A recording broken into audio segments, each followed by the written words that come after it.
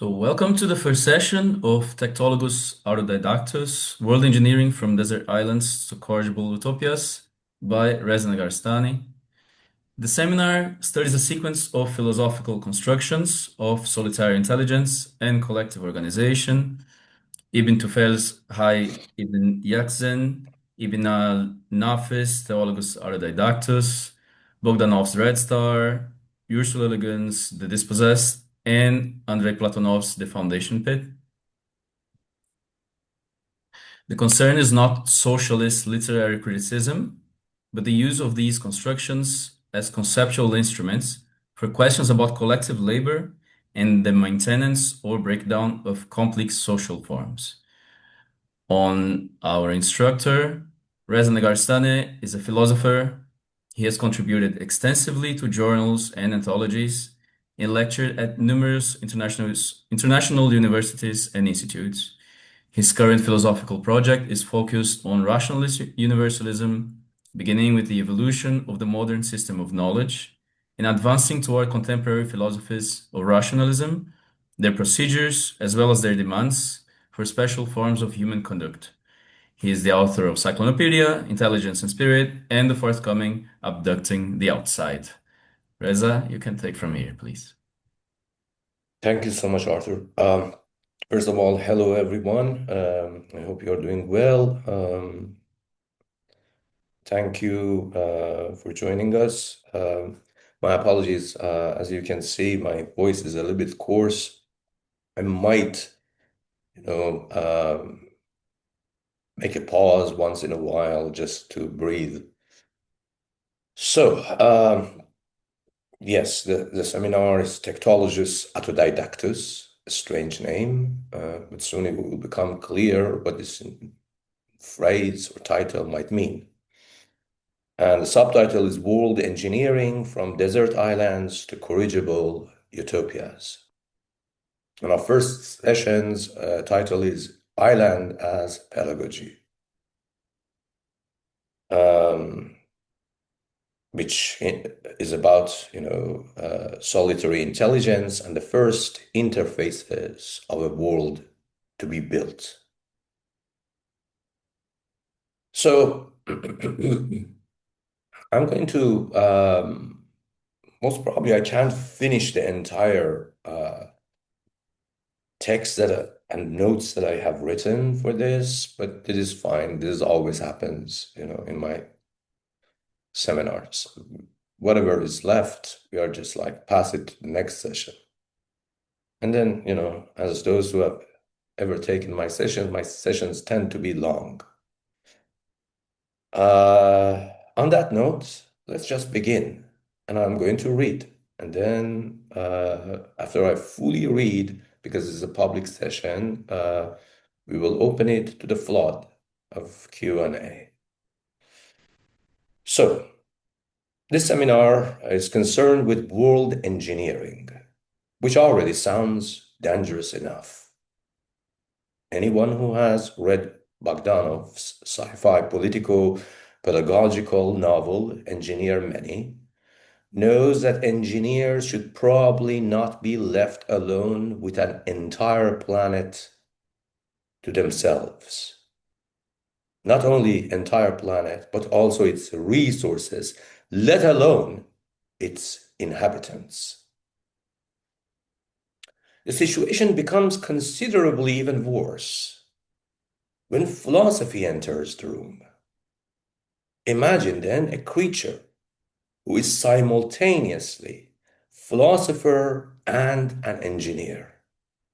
Someone capable of asking what a world ought to be, and then reckless or brave enough to try to build that world. What could possibly go wrong, you might ask? Perhaps the worst of all possible worlds. Perhaps, with considerably more luck and discipline, a utopia in the proper sense. Perhaps some of us have spent enough time around both philosophy and engineering to regard this less as a joke than as an occupational hazard of ultimate degree. In any case, philosophy remains our principal concern here. We're continually corrected if the fusion of philosophy and engineering were to produce something other than a beautifully reasoned catastrophe, which actually most probably might lead to a beautifully reasoned catastrophe down the line. They're just like entertaining ideas, as philosophers often do, and so as engineers. And well, there is another reason engineers make people nervous. As they invite the people frowning at their procedures. The professional vice is fault finding, often called by some architects of the New World, particularly from the parametricism inclination, a spoil sport. And once enough faults are found, repair begins to look suspiciously like migration toward another system and another world. At this juncture, the world engineer ceases to be a mere repairman and turns into an existential landlord, evicting reality itself for failing to meet modern structural codes of building, a la Timaeus, Plato's Timaeus.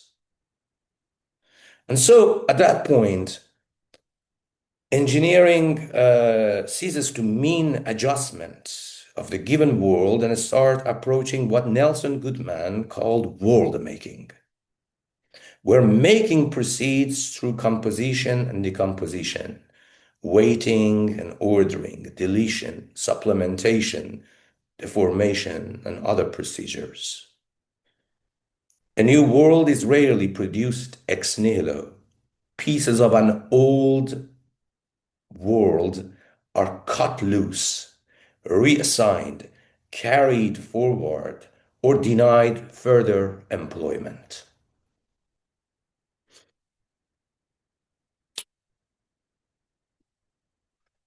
This is why utopias are never entirely of this world, even when every brick used to construct them comes from here.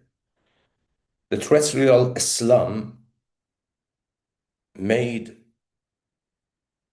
or what Hegel used to call this terrestrial slum, a groundwork prison made of mere dirt and water. Utopias begin when an intelligence judges that the present organization of things has forfeited its monopoly on necessity.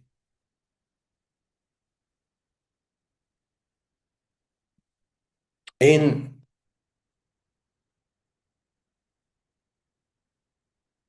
Ibn Tufayl's philosophical novel, philosophical fiction, Hayy ibn Yaqzān,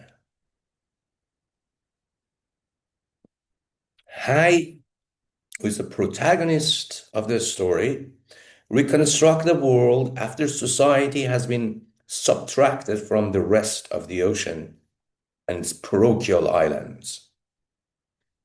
Kamil, who is the protagonist of another philosophical fiction written in the Islamic Golden Age. Both. Kamil is the protagonist of philosophical fiction written by al-Nafis, which is called Risalat al-Kamiliyya fil Sirat al-Nabawiyya. And Kamil discovers which missing components have to be rebuilt when society finally returns. Bogdanov will later move the experiment to Mars, where an entire civilization can be treated as an engineering problem.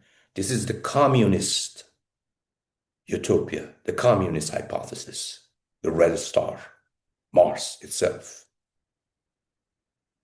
This is before Elon Musk trying to go to Mars. So at this point, everyone can sit back and relax as we are now starting to set a voyage from this ground of philosophy made of only water and dirt, the earth, to Mars, and continue our humble yet necessary human ascent critically into the dark itself, the skies, only to storm the heavens once and for all.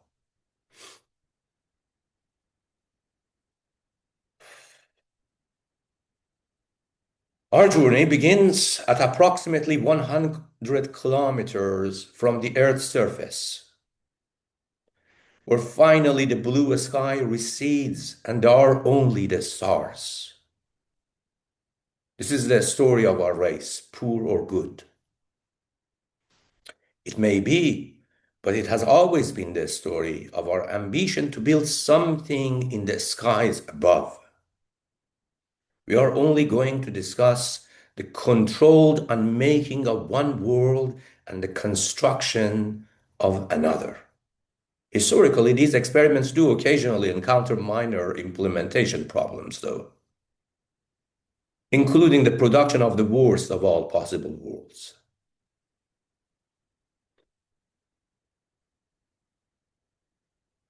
It remains the perennial pathology of the speculative architect to mistake a catastrophic systematic glitch for an intentional design feature. With sufficient intelligence, however, perhaps we can aim for something closer to a corrigible utopia rather than exquisitely engineered cosmologically disaster with features of parametric architecture.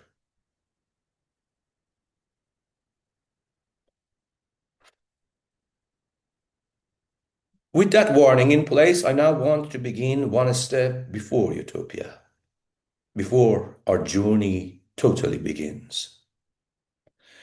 Before the city, the walled polis, before a constitution, and prior to theory of property or a plan of production, there is a stranger problem, as we will see.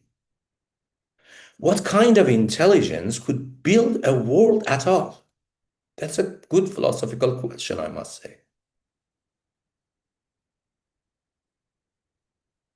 And what must that intelligence already know before any world can be unmade and rebuilt? Before the very idea of civilization and polis, city. But it appears that at this point, city and civilization have become synonymous.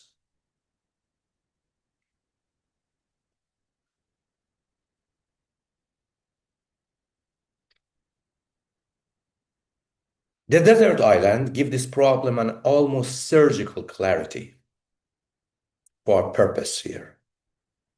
It strips away inherited institutions until cognition has to make direct contact with weather, hunger, animal life, death, tools, fire, and the recalcitrance of matter itself.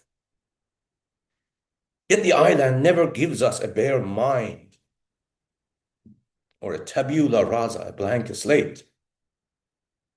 A body is there from the first moment, along with an environment that's structured enough to teach and indifferent enough to injure, traumatize, or seduce.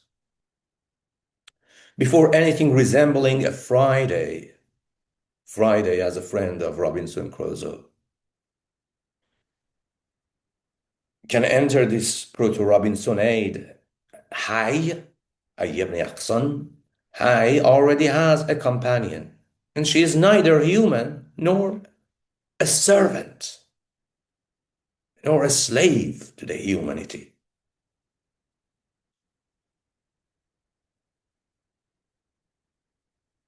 She is the doe, a female deer. I have read other versions of Hayy ibn Yaqzān, and it is suggested that this might actually be a female gazelle, ghazal in Arabic, an elegant, beautiful ghazal. I don't think ghazals are actually deer, though. I think they are of bovine species. But that is the whole thing that Hayy needs to discover, ultimately.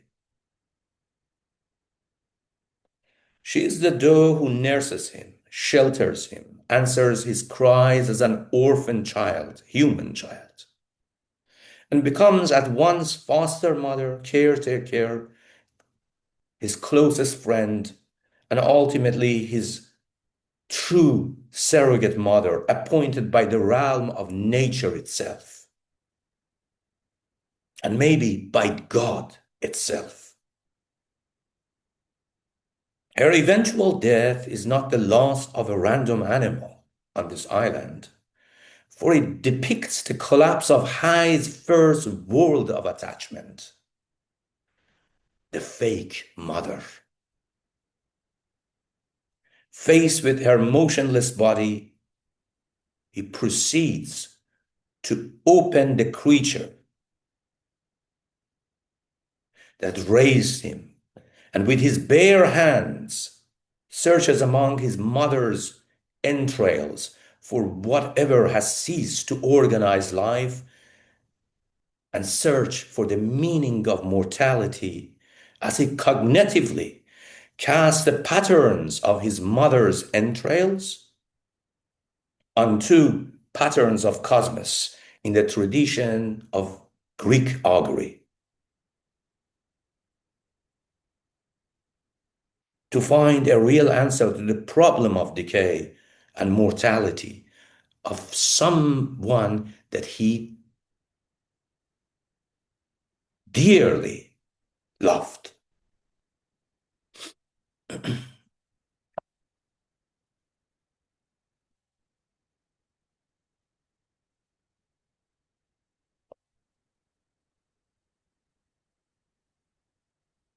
The scene binds grief to forensic anatomy as tears fall from Hayy's cheeks.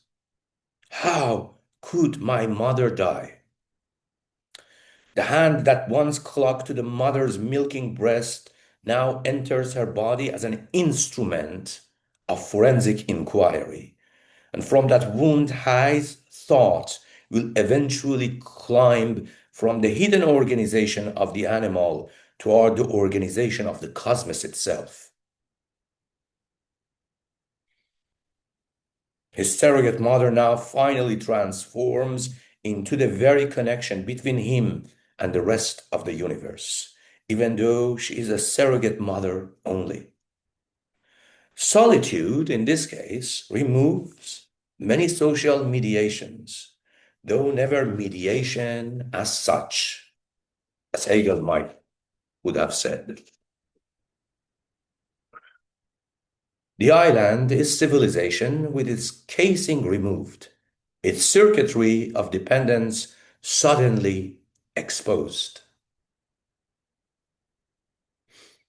That distinction sets the trajectory of the seminar. Today we begin with Ibn Tufayl, Hayy ibn Yaqzān, then al-Nafis and his treatise of Kamil, the Prophet's biography, Risalat al-Kamiliyya fil Sirat al-Nabawiyya, whose central figure is Kamil, and which was later given the editorial title in Latin, Theologus Autodidactus. In the second session, the solitary learner will give way to Bogdanov's collective learner, to Tektology and the communist Mars of Red Star. Then Platonov's foundation pit will show us organization consuming its own condition of realization. Le Guin's The Dispossessed closes the arc with a society forced to recover the capacity to revise itself. The scale grows from one body on an island to an entire social order. But the underlying problem stays fully and fundamentally exacting. Intelligence has to acquire interfaces with a world that can resist it, and those interfaces have histories and costs.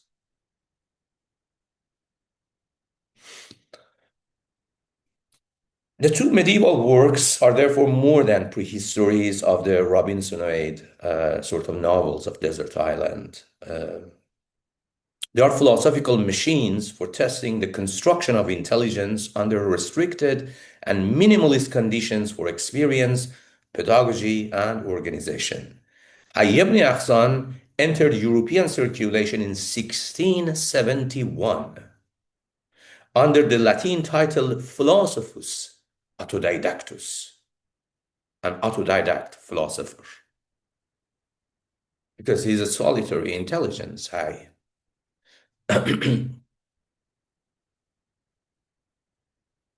It fed a later field of argument around natural reason, education, solitary development, and the desert island experiment and nurturing. The whole idea of nurturing, nurture versus nature, became popular through these two books.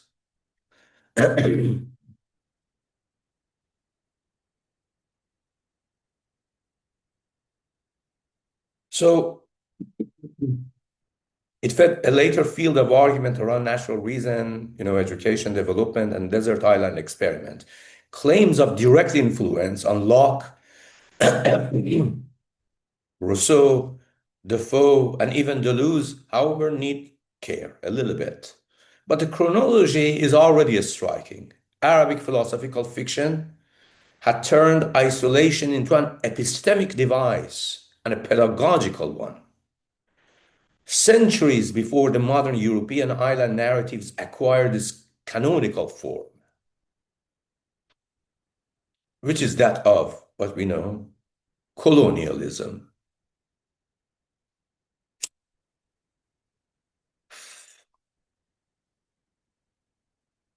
Leaving modern European thought to arrive centuries late to the shoreline. As always, Westerners, as always, used to be late to the beach, so to speak.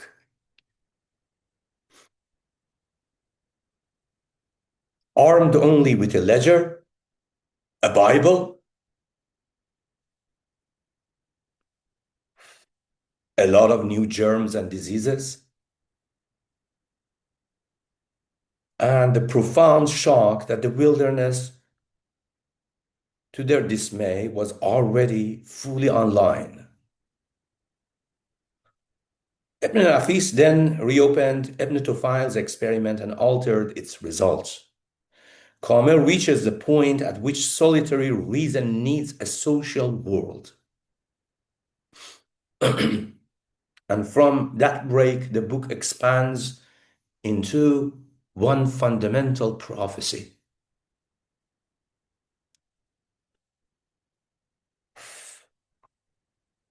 Law, exchange, government, history, catastrophe, resurrection, and the end of the given world, the day of final judgment, the day of Qiyamah.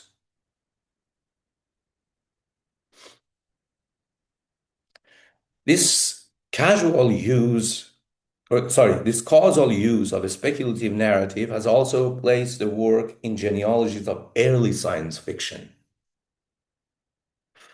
In fact, some historians suggest that Ibn Nafis's work, Theologus Autodidactus, might in fact be the first sci-fi ever written.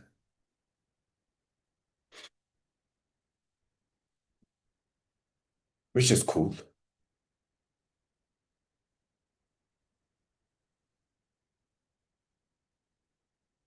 The significance for us lies, however, elsewhere.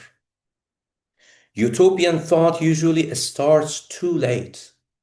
It begins with a designed order, but these books force us to ask about the intelligence that could enter such an order to begin with, learn it, contest it, transmit it, make that idea in the collective memory entrenched, and pay for it materially.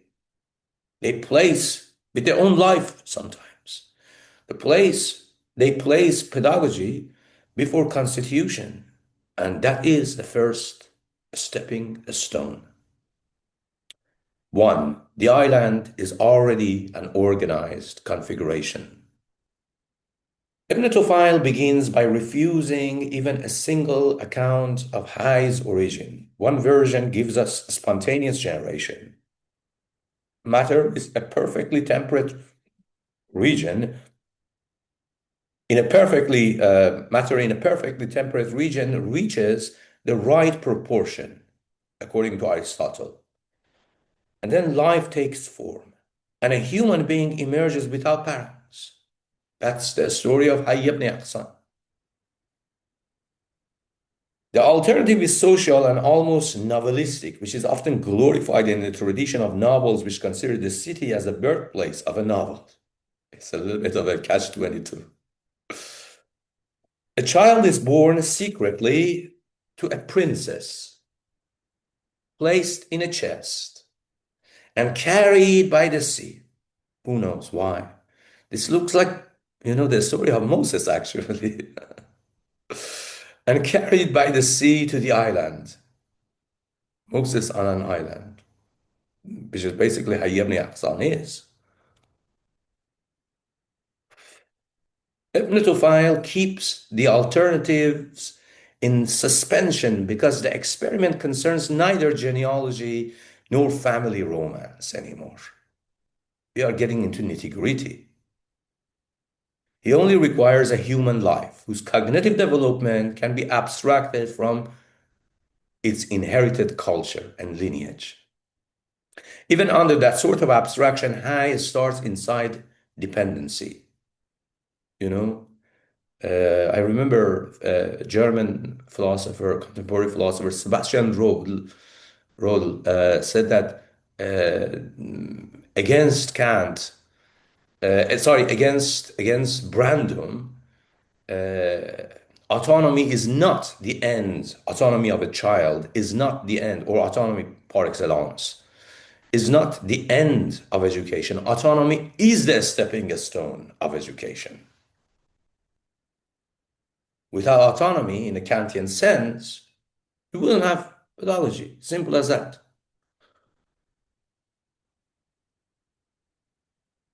So he only requires a human life whose cognitive development can be abstracted from inherited culture. Even under that sort of abstraction, Hayy starts inside dependency. The doe who becomes his surrogate mother nurses him, gives him shelter, and answers his cries with complete attentiveness throughout the story. The first years contain no philosophical heroism, as we are told. They are marked by bodily asymmetry.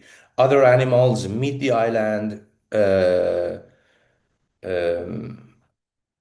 with bodies already fitted to many of its demands, while Hayy faces the same environment with bare skin and poor equipment. He has no idea yet what the triad of technique, labor, and memory might be and what it can ultimately accomplish down the line. He experiences the discrepancy before he can state it. But shame at nakedness. He's so ashamed that he's naked. For some reason. We don't know exactly why. But shame at nakedness and frustration in competition with animals eventually acquire a technical form for him.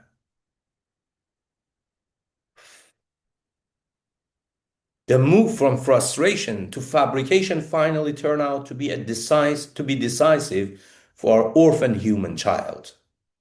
Hayy covers himself with, leaves,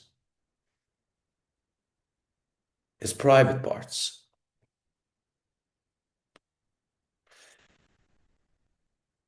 In an island who knows nothing but the immanence of nature, and from there he takes a twisted transcendental journey akin to an Odysseus, who merely longs to see other people, monsters and people alike, yet no desire to colonize or kill them in the first place. For all this solitary intelligence is after is another living being under the sun and the moon. Give me a cat, a dog, a boar, a hedgehog, a hydra, or an enkidu, as it is written in the first greatest epic of our human race, Gilgamesh. The first friend of a human can be a monster. That's enkidu.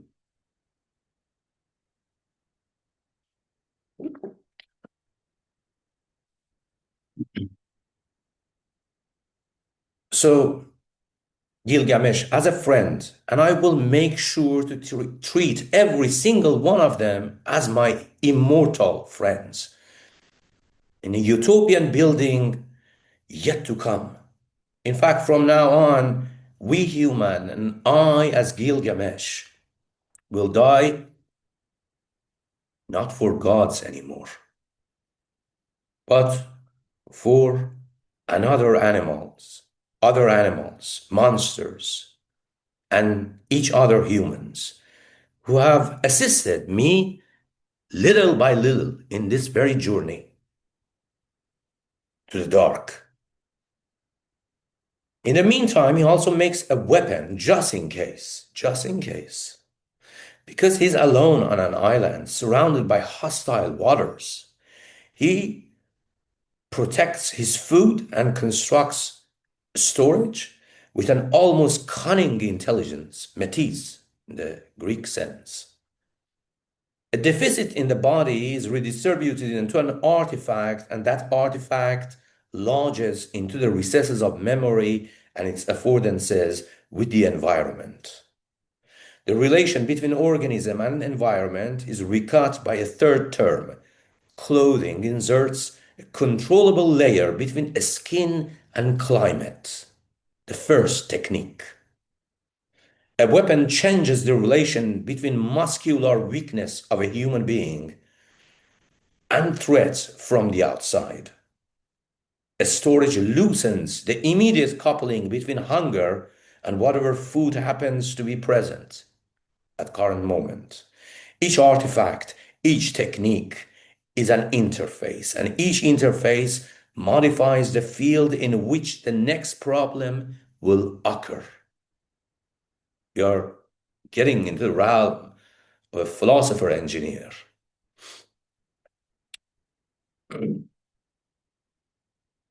Before we let that field assume the role of teacher, however, a more dangerous question has to be asked. What entitles nature to teach anything at all? That's a philosophical question. That's not an engineering question. What does entitle nature to teach us anything at all? I hope that when we open the questions and answers, you ask me some more questions or come up with your own ideas. Well, the Enlightenment, by that I mean Western Enlightenment, the Enlightenment, but Enlightenment in the genealogy of where it has come from. The Enlightenment repeatedly placed nature in positions once occupied by law, a scripture, providence, or God.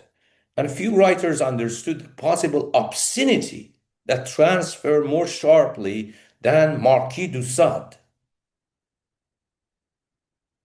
In the 120 Days of Sodom, Sade gives us the Duc de Boulanger,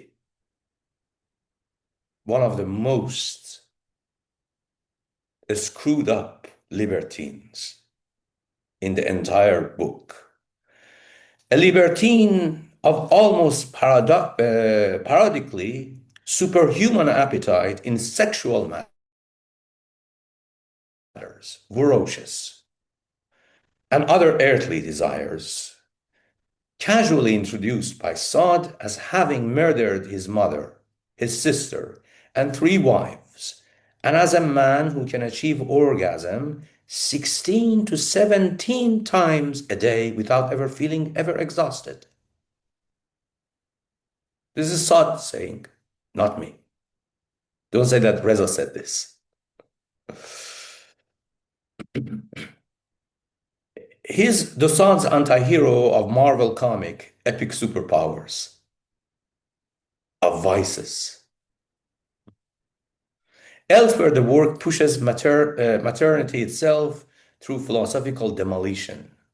You know, my mother, just like Hayy, my mother died just now.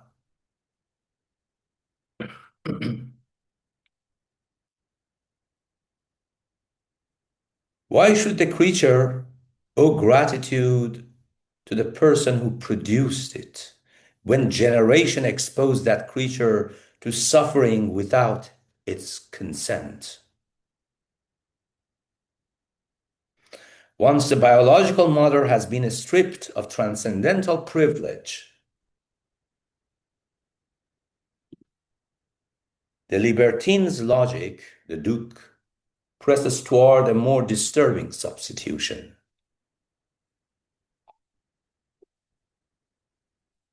Nature is the only mother left. It is, in fact, not a fake mother. It is the true mother. And Boulanger can then treat his own constitution as a local voice of that supposedly truer mother. Here, the appeal to a true nature acquires a revealing asymmetry. Boulanger knows perfectly well that his own constitution is crowded with violent appetites. And he treats the fact of possessing them as evidence that nature authorizes their exercise.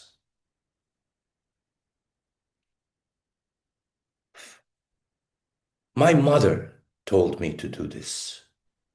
God told me to do that. Well, you know, I always thought that maybe Sa'd is not a perverted Spinoza, it's actually an inverted Spinoza. Dios, sive natura, God or nature.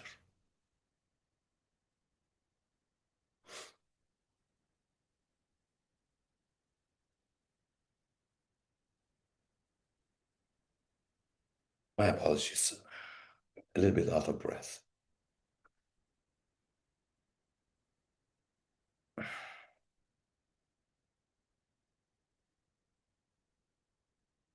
So Boulanger knows perfectly well that his own constitution is crowded with violent appetites, and he treats the fact of possessing them as evidence that nature authorizes their exercise. Yet the premise opens the door the libertine cannot afford to leave open in Dosan's work. If appetite acquires authority simply because nature produced it, a person whose constitution is organized around generosity, restraint, or care must receive the same authorization, right?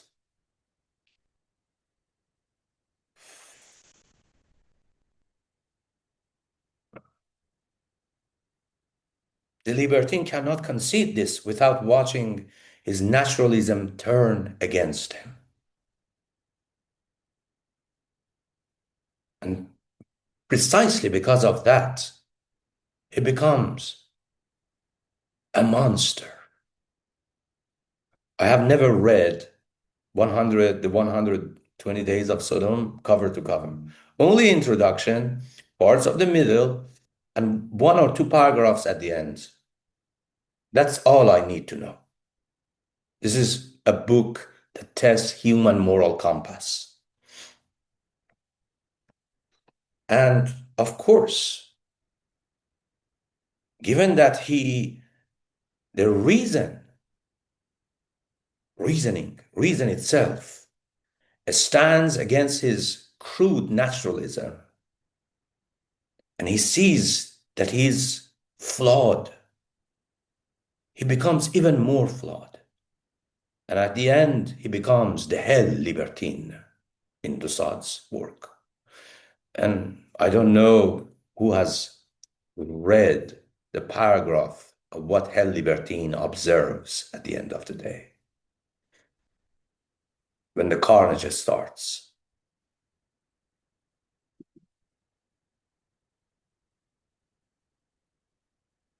The scandal is not simply that Sade discovers vice in nature, he converts the contingency of his own temperament into nature's imperative.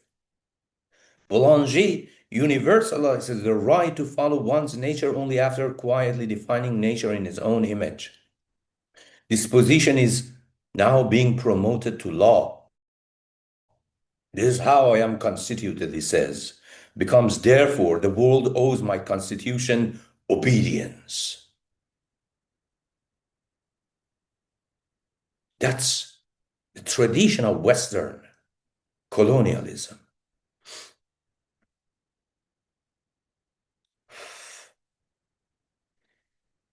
A fact about temperament has crossed the line into a norm, and domination begins when everyone else is required to inhabit that norm. Only after that asymmetry is visible does Sade begin to look like a Spinoza fed through a machine assembled incorrectly and then run at maximum accelerated speed.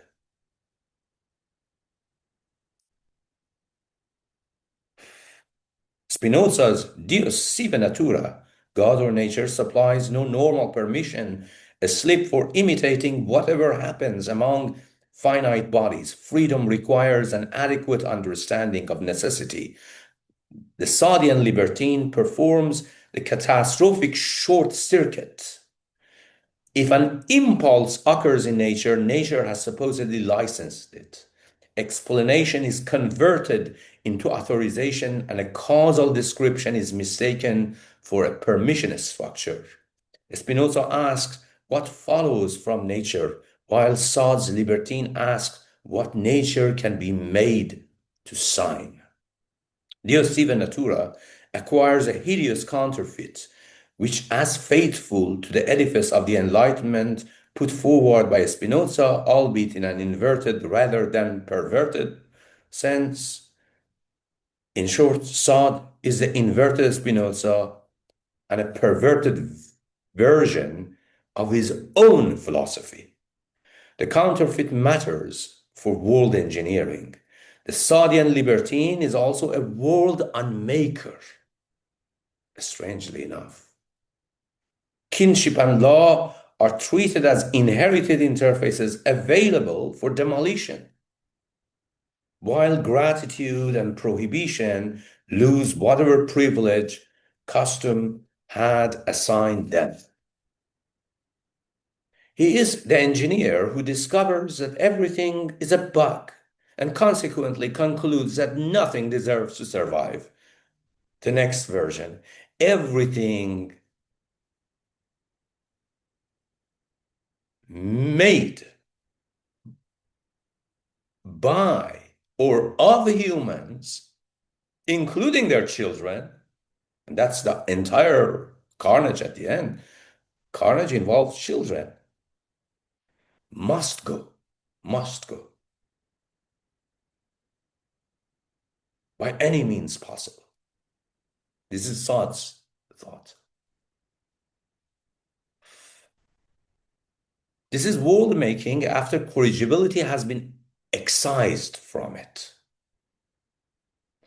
Fault finding has lost the criterion that distinguishes repair from the fury of pure annihilation, thirst for annihilation. And you know what I am referring to here. Thirst for annihilation. Reza, sorry, The you name of a disappeared for a book. bit. Sorry? You disappeared for a bit. Oh, my apologies. This camera, this laptop, I need to get a new laptop. Camera goes in and out. So, Sade gives us, in this sense, the philosopher engineer of the beautifully reasoned catastrophe yet to come. The distinction will run through the entire seminar. Hayy learns from resistance because resistance can force revision, and revision can lead to freedom. Sartre converts resistance into permission for domination, and after first converting disposition into law. Then Alexander Bogdanov will ask what resistance discloses about an organization limits. Andrei Platonov will show a system that reads failure as an instruction to intensify the operation producing it. Le Guin will ask whether an organization can treat resistance as information about itself rather than as an enemy marked for removal. And thus, corrigibility begins where resistance is permitted to revise the engineer as well as the engineered world. So before saying that nature educates Hayy, some caution is absolutely in order. Nature has already had some extremely dangerous educational theorists. Ibn Tufayl's island gives us a different form of pedagogy about the first encounter with nature. It is full of elegance and sadness and grief. At the beginning, it gets better, this story. It has a happy ending. In fact, Theologus Autodidactus also has a very good ending. I don't think that humans need sad endings, particularly philosophical fictions.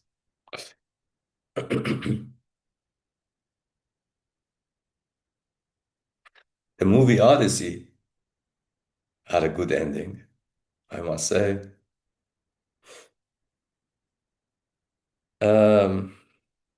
So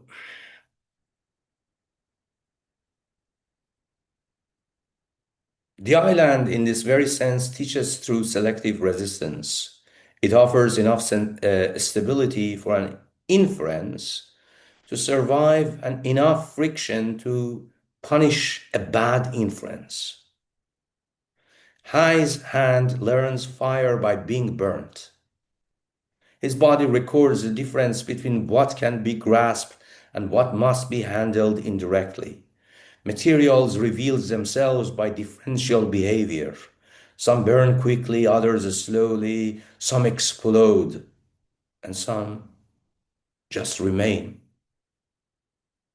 beyond human life.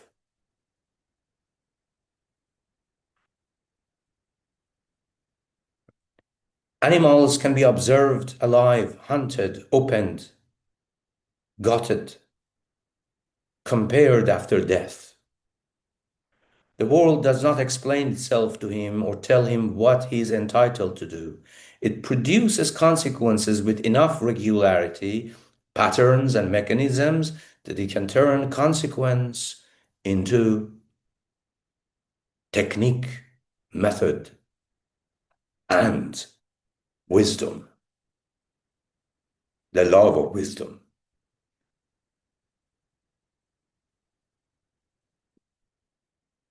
So, pedagogy here has been dispersed into the environment. Need determines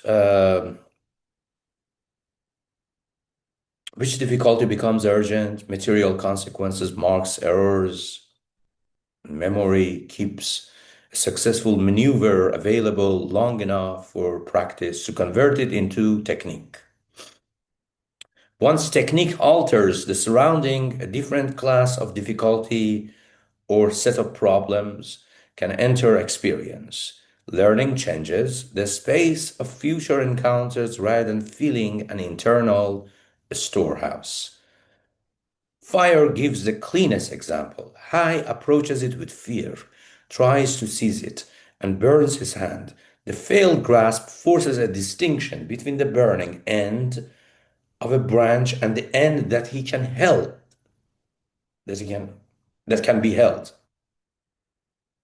He carries a brand home, maintains it as a process, and begins testing materials against its heat.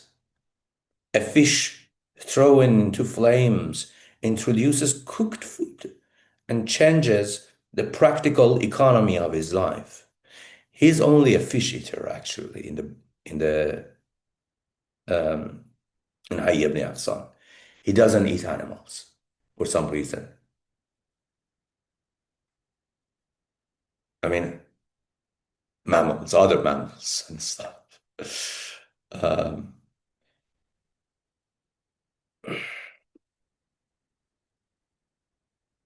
Fire also produces a false lead for him at some point. Warm animals live and corpses are cold. He starts to learn.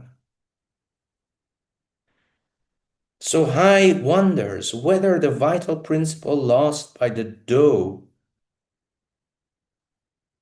his loving mother, resembles flame, an eternal flame.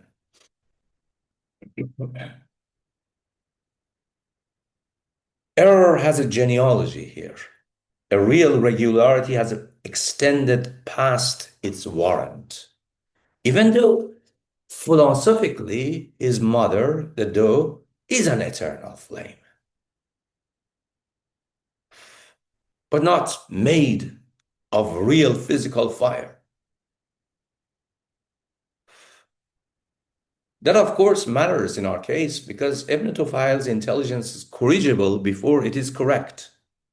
Hayy guesses, manipulates, revises, and retains the sears of a failed contact. The burn on Hayy's hand is already a theory of error written in human skin. His rationality has an exterior, and the island can always refuse such things. 2. Dissection and the education of the inference. So we go for 40 more minutes, and then we go then 10 minutes break, and we just go for Q&A. The dissection and the education of inference. The death of the doe changes the scales of inquiry. Hayy confronts an object, a dead mother, whose visible inventory seems intact while its organization has completely vanished. The body has limbs, organs, blood, texture, weight, yet it no longer behaves as the mother he knew. He opens it to locate the failure. What went wrong?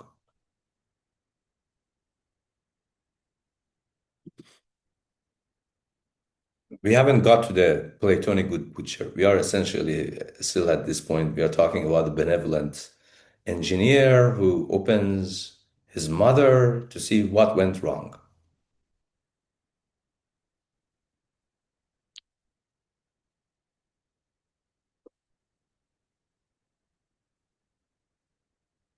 The philosophical force of the sin comes from its technical violence. Hayy does not begin with the proposition that the soul animates the body.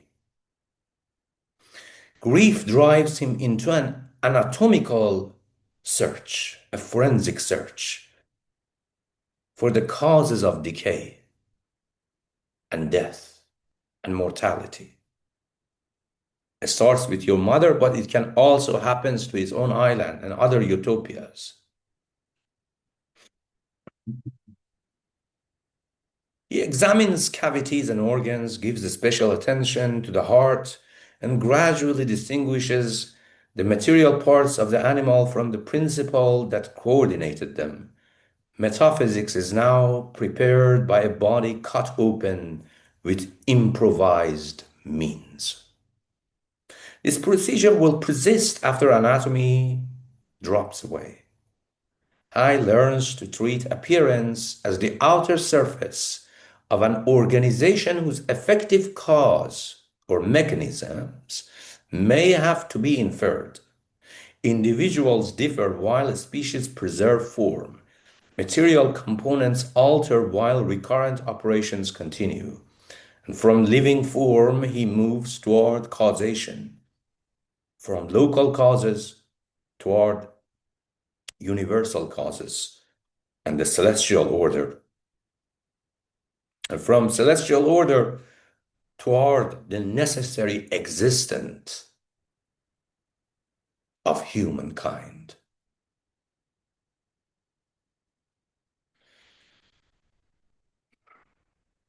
The objects of inquiry change drastically, but the cognitive discipline has already been rehearsed in his manual encounters with, as is in manual, he encounters with more things. Ibn Tufayl arranges this development through 7-year phases. The stages are less important as biological chronology than as a model of irreversible pedagogy and education, autodidacticism. A later capacity presupposes operations acquired earlier. Practical intelligence gives Hayy the habit of seeking means from now on. Anatomy trains the search for organization behind visible parts. Cosmological reasoning extends that search beyond the island. Contemplative and speculative practice finally turns the same organizational labor inward because the object under modification is now Hayy's own attention and existence. At that point, self-cultivation of intelligence, of a solitary intelligence, takes an almost technical form. Hayy regulates what he eats, when he eats, what might be the resources. Should I kill this animal? Should I not? Maybe I should actually just have, eat some nuts today.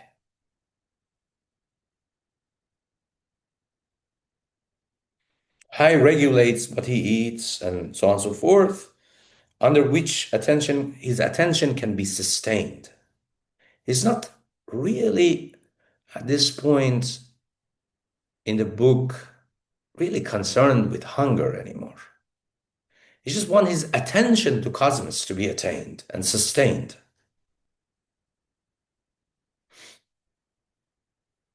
Bodily life keeps him tied to animal maintenance, and celestial regularity supplies a discipline for conduct, and intellect directs the entire exercise toward the necessary existence.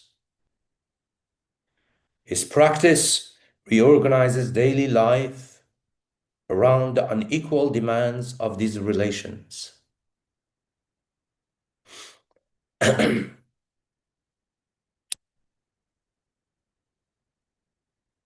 The result is a strange pedagogical triumph. The first and foremost form of resistance toward the Saudian inverted Spinozism, and of course, colonialism. The result is a strange pedagogical triumph. Hayy can reconstruct an enormous metaphysical order without language, a scripture or human instruction. The same success also creates a defect that the book will disclose only when another person appears. Solitude has trained him against the stubbornness of nature while leaving him almost untrained in the stubbornness of other minds, human minds.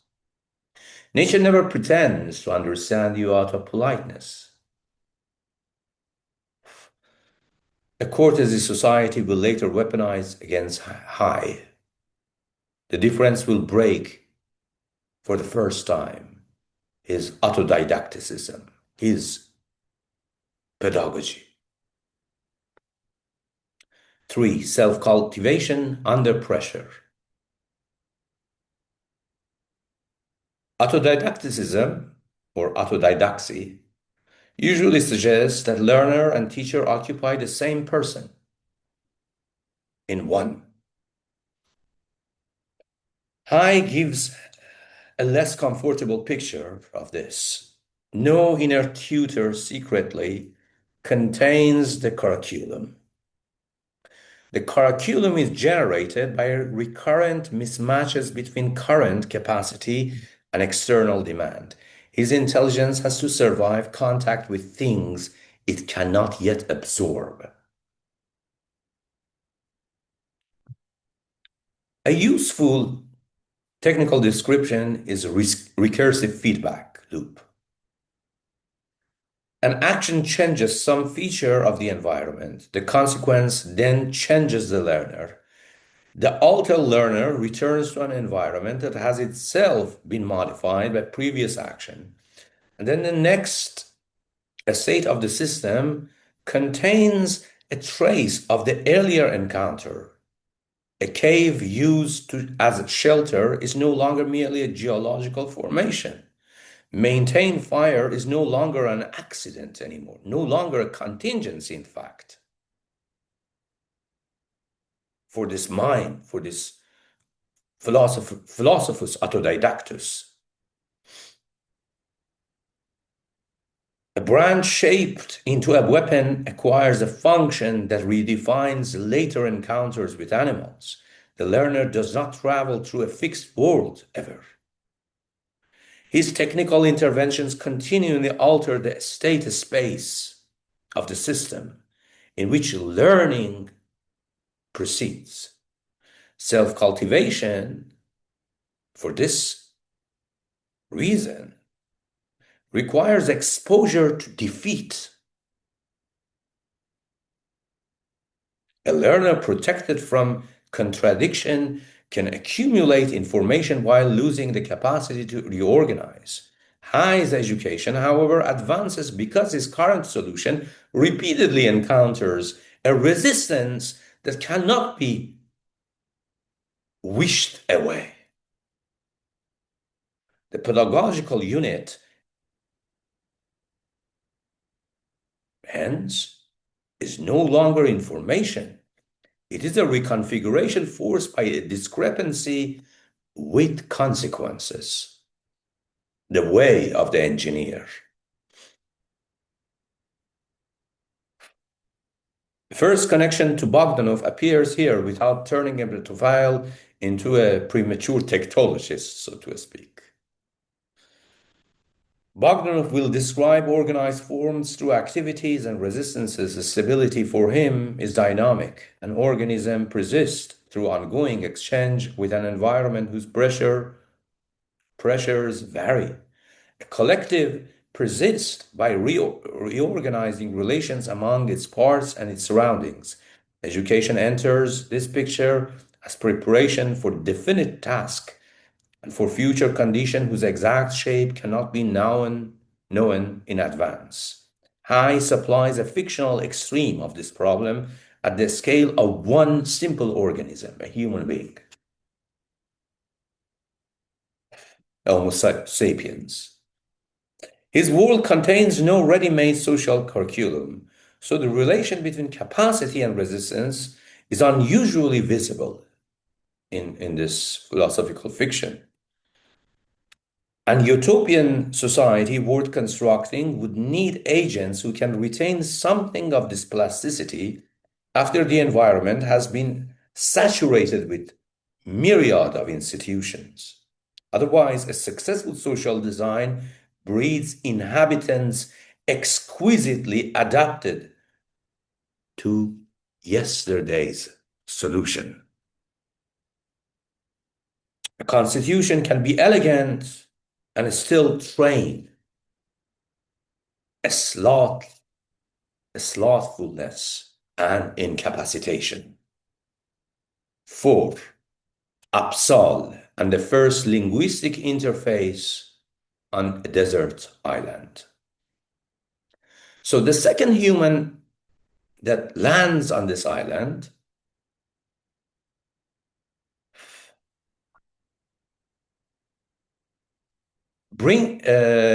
enters late on this forsaken land, Apsal, that's his name. This is kind of Friday, Robinson Crusoe's Friday. His name is Apsal. He's not indigenous person, no, because Robinson Crusoe writes a desert island from a colonialist perspective.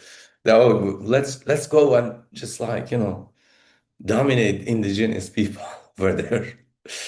No, Apsal comes as a second person. No one knows exactly what his origin is.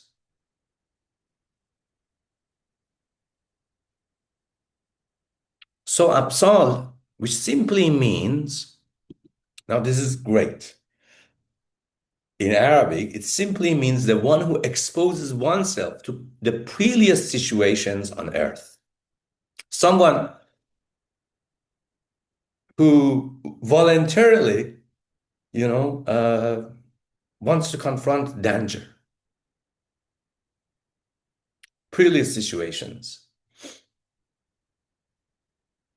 Comes from an inhabited island, just like, our cool kid, Hayy, and seeks solitude for religious contemplation on this island that Hayy actually is living on.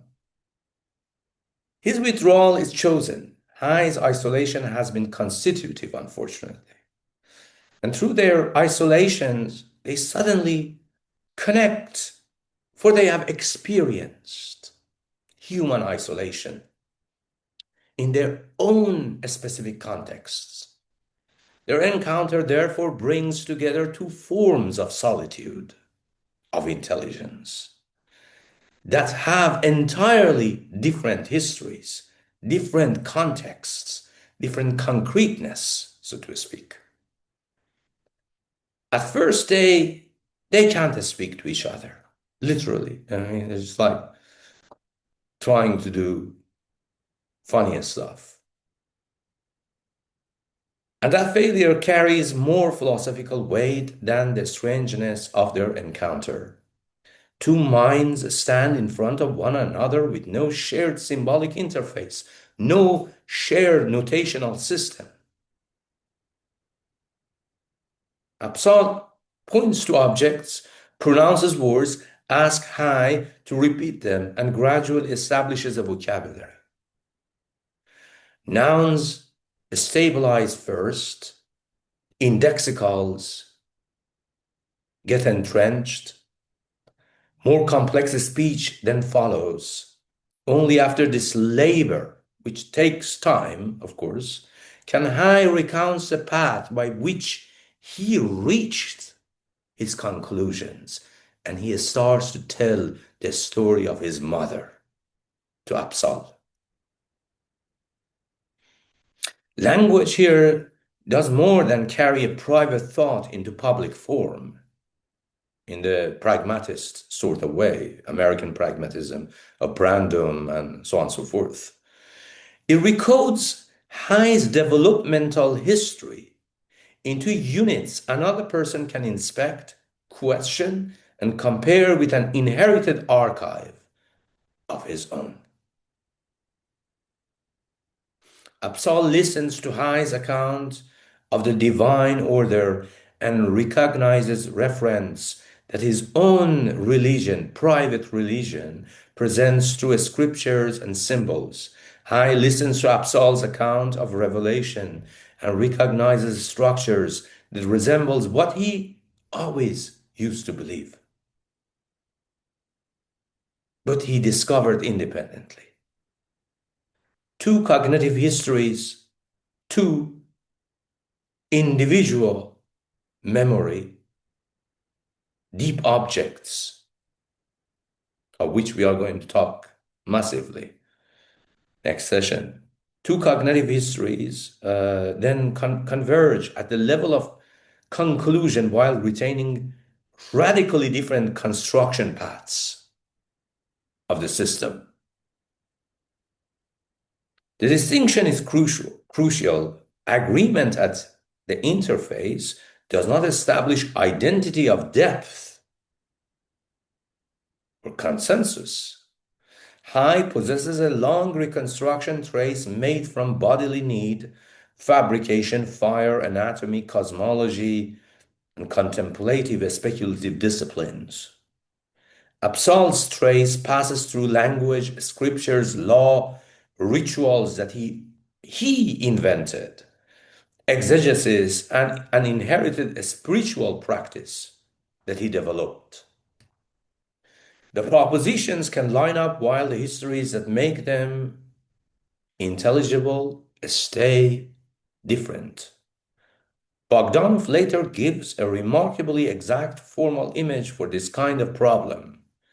In Tektology, Book 1, two people who speak different languages or have two different religions cannot directly coordinate.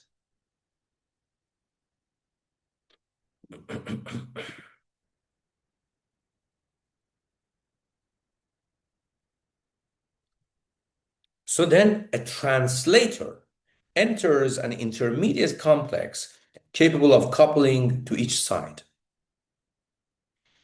Bogdanov calls this kind of linkage ingression. The intermediate element is not incidental to the relation, yet without it, the relation does not exist at the required level of coordination. Hayy and Absol built such an intermediate complex from scratch. They are just two people. They don't have a third term yet. They don't have a translator, so they have to translate. They have to create a translator in their own minds. And you know, this is a miracle of reason. Because as we are going to talk about, Ibn Nafis actually bring a third human being into the island, the translator. And then other translators come. And then they all have to do this, rinse and repeat.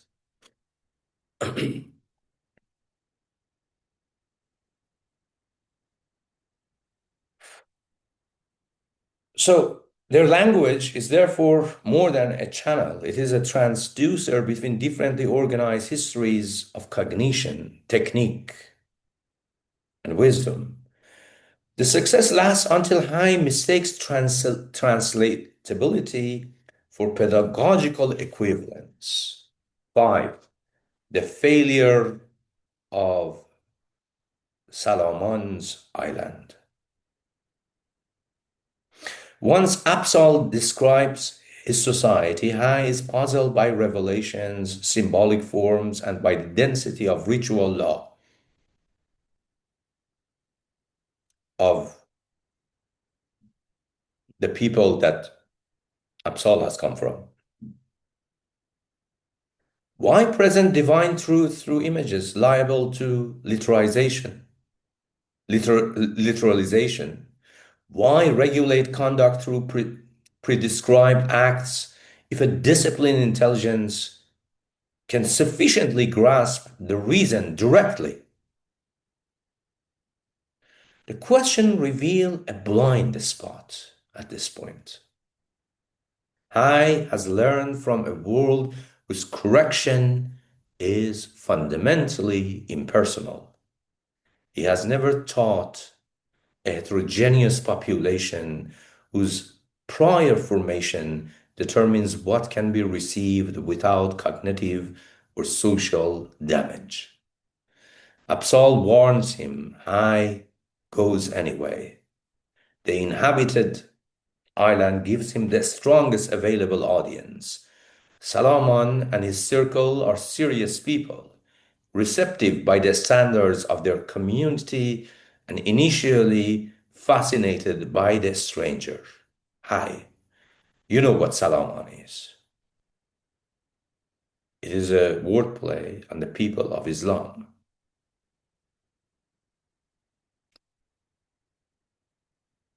those who have surrendered to the necessary existence. And they have created rituals and scriptures around it. Hayy begins to explain trouble appears as soon as his account moves beyond familiar formulations. The audience closes against him. Courtesy keeps the exchange alive after comprehension has already failed. Hayy increases explanatory pressure. Resistance increases with it. Ibn Tufayl now has constructed a brutal pedagogical inversion of reason itself among different societies, among different people. Hayy possesses no procedure for changing the form of transmission without feeling that he has betrayed the content. He lacks a theory of cognitive heterogeneity at this point, because he always lived on this island. Even though he was a benevolent naturist, nude at first, but he has started to cover himself, but he never became a Sadian naturist. The community in turn lacks an institution capable of metabolizing the conceptual disturbance of this magnitude. Hayy has solved metaphysics before he has solved audience design, perhaps the oldest occupational hazard of both philosophy and engineering. Eventually, he stops.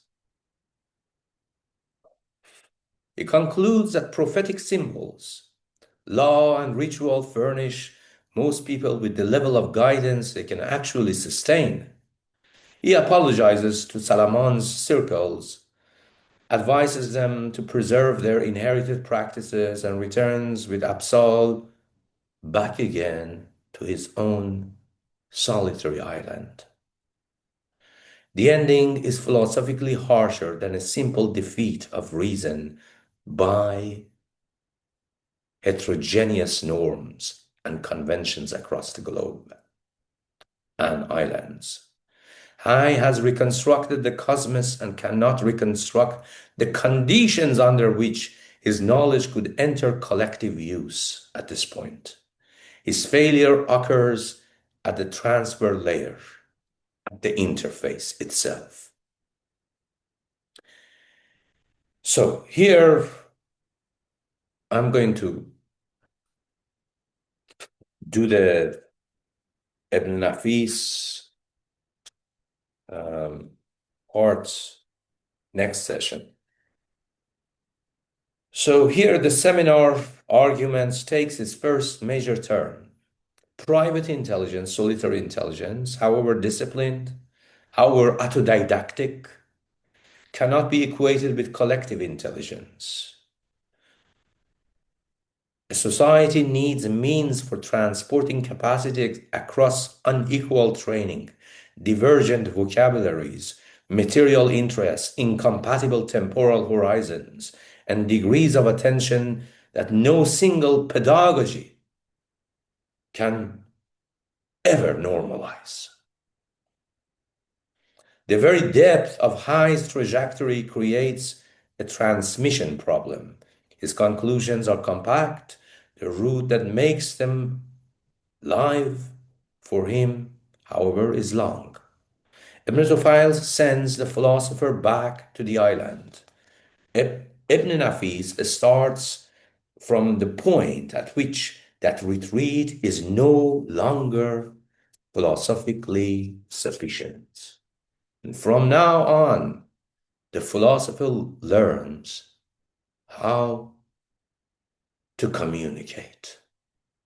And hence, it begins Theologus Autodidactus by Ibn Nafis.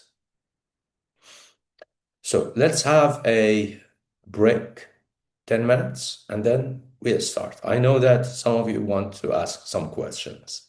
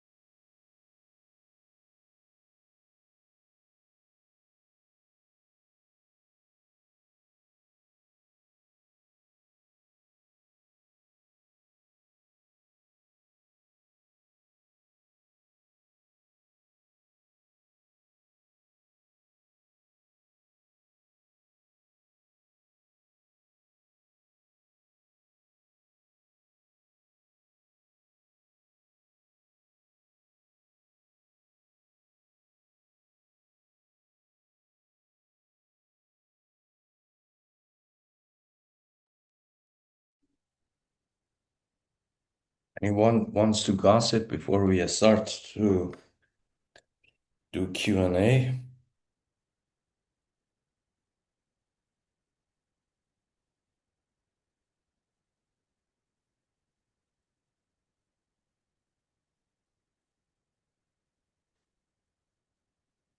Eve?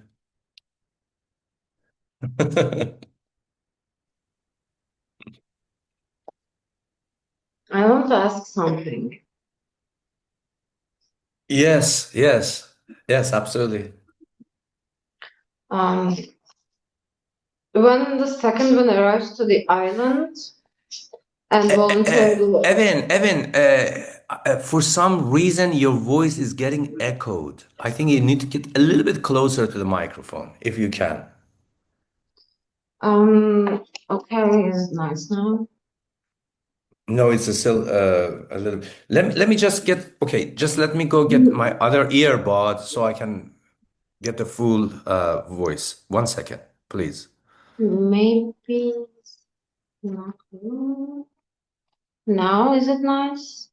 I mean, my computer died, so I'm just using my tablet, and it's not very nice.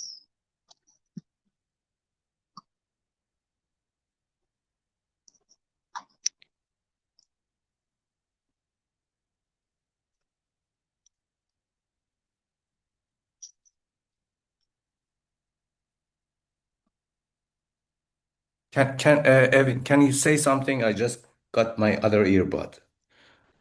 Is it all right now? Yeah, it is good, but it is a little bit yeah. Don't worry about it. No, please go on. Okay, I was telling that when the second one arrives to the island and they accept the danger, then the stars will tell her about her mother. Yes. What does Yeah, that the mean? stars. I think this is a reference to augury. Augury.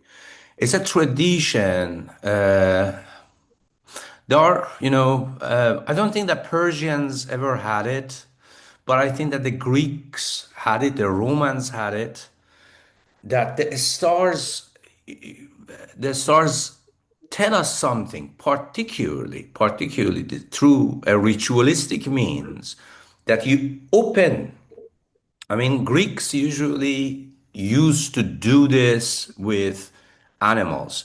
So you look at the entrails of an animal as you are trying to, use it for food, right? For also prophetic reasons, you mean? Uh, Not only prophetic reasons, but for essentially understanding what the meaning of this life that I have taken might be, right? Mm, And then Romans, apparently the Etruscans, the Tyrrhenians, mm, they used to do this with human sacrifices. hmm. Yes. I think this has been transferred, to that sort of culture that Ibn Tufayl has been working on.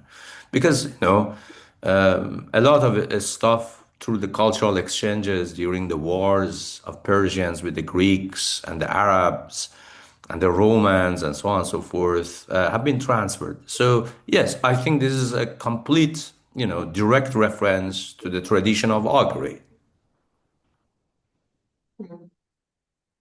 So, if we open this a little bit more, Greeks were using more pagan ways when you open an animal's organs and see the constellations or correspondences in it, almost Yes. like reading turtle shells that I Ching and Asian traditions, Indus Valley traditions did. But Romans, I think they adapted this from Mithraism. They were sacrificing people to, or like they were sacrificing oxes to fire. And this Yes, was, absolutely, absolutely. Sacrificing oxes was taken from the Persians.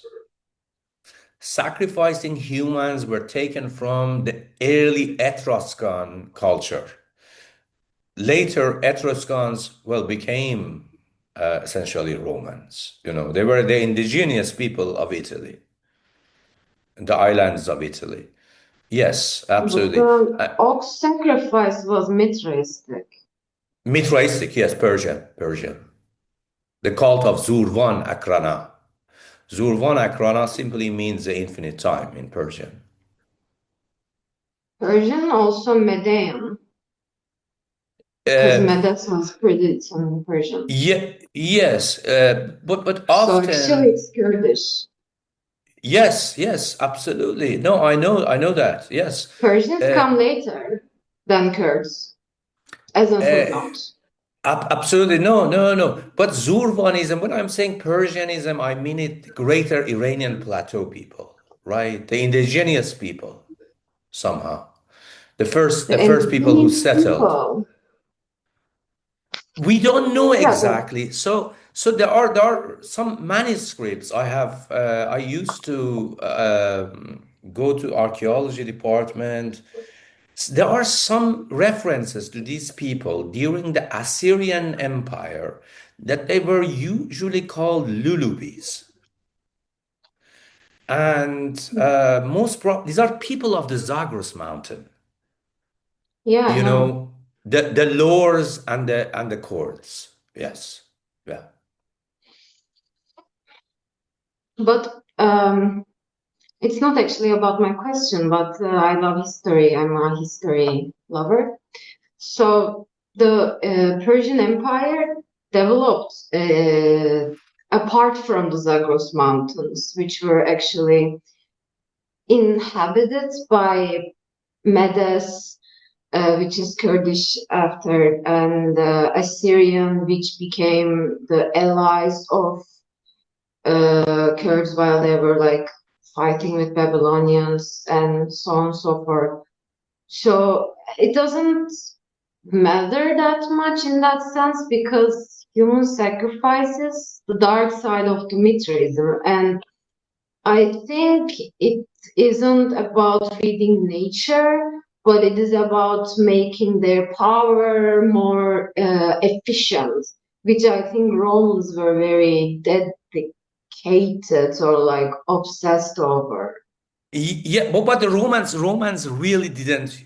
Romans in the official tradition of Roman Empire, they never did human sacrifice. Etruscans did. Tyrrhenians, in fact, even are more ancient Um, than the essentially the Etruscans. Tyrrhenians, the word we don't exactly know, but it's simply some historians have said that these are the people of walled cities. No one exactly know what they might be. So I don't know if you watched the movie Odyssey. They were usually considered as sea people. Sea people. who These are the are sea people according to Odyssey? Tyrrhenians, or The Hittites, ancient or Romans? Hittites. These are not Romans. These are indigenous people of islands of Italy or Anatolia. But I Turkey. know, but there are also some misconduct there. See, people were not just one tribe. It was like people around the Mediterranean and in the sea Absolutely. of Yes. Tunisia, Palestine, near to Not Greece. Tunisia, not Egypt or Tunisia. This is a 17th century theory that has been, been refuted by archaeologists at this point. But there were people around Anatolia and some smaller islands in Mediterraneans who were basically would be considered to be Tyrrhenians. Absolutely. And Greeks had this habit that anyone attacks them, call them, oh, you are one person, you are Yes. one nation. Yeah. No, they Because were they, scattered. yes, absolutely. Yeah. Absolutely. Yes, I'm sorry. We have some hands raised. Maybe you would want the conversation to circulate a bit more. We have Niam on the Neve, please go as on. the next one. Thanks so much. I'm wondering, Reza, if you can say something a little bit more about the principle of synthesis. Sorry, what? Principle of synthesis, Uh-huh.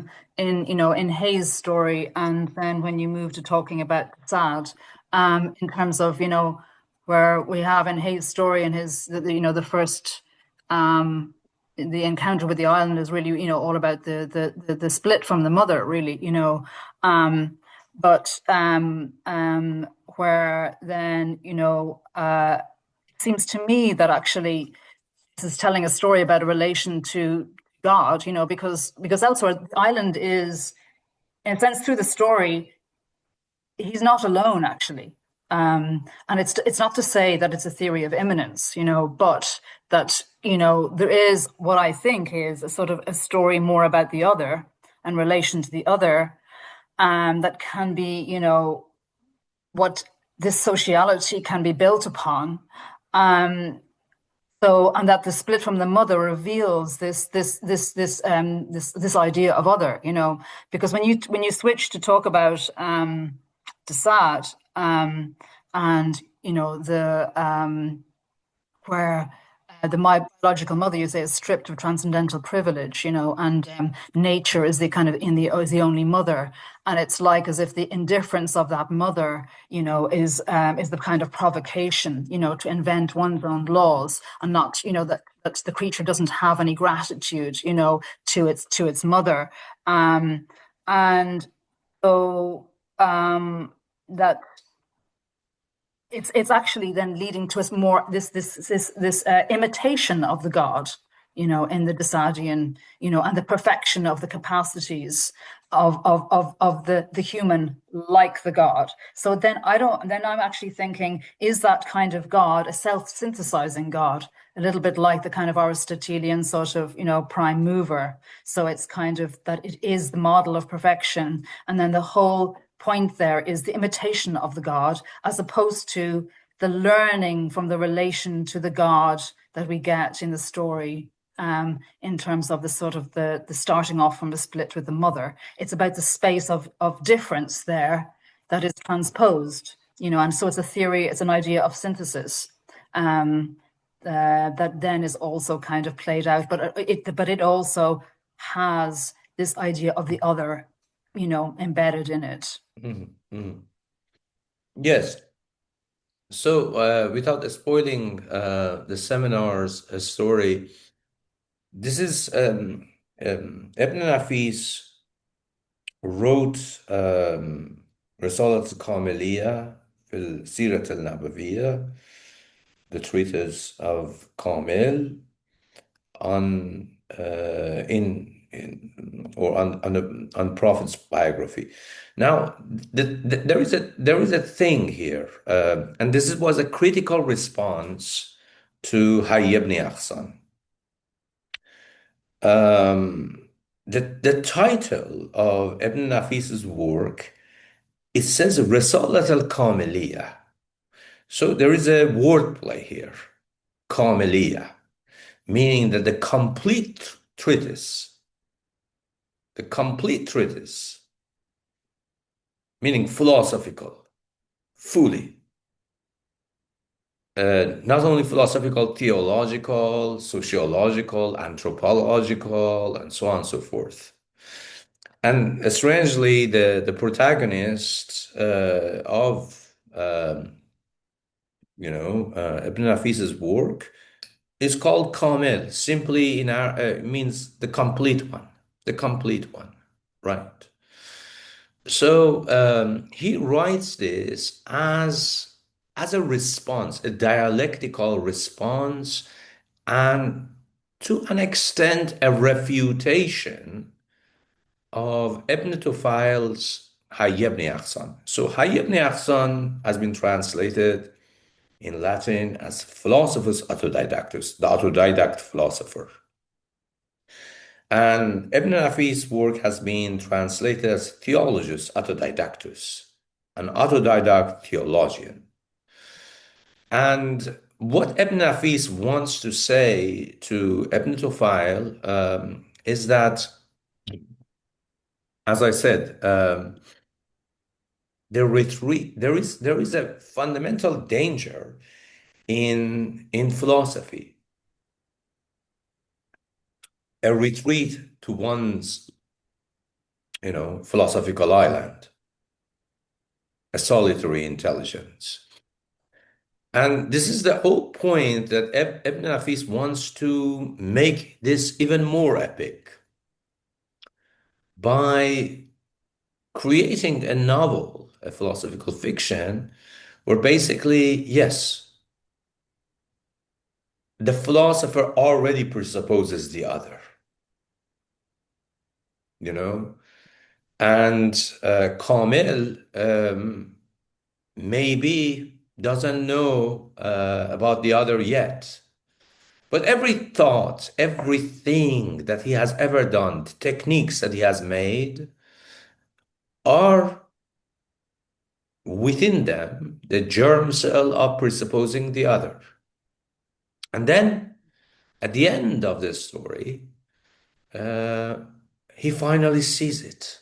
He finally sees it, but it is too late because it is the day of judgment.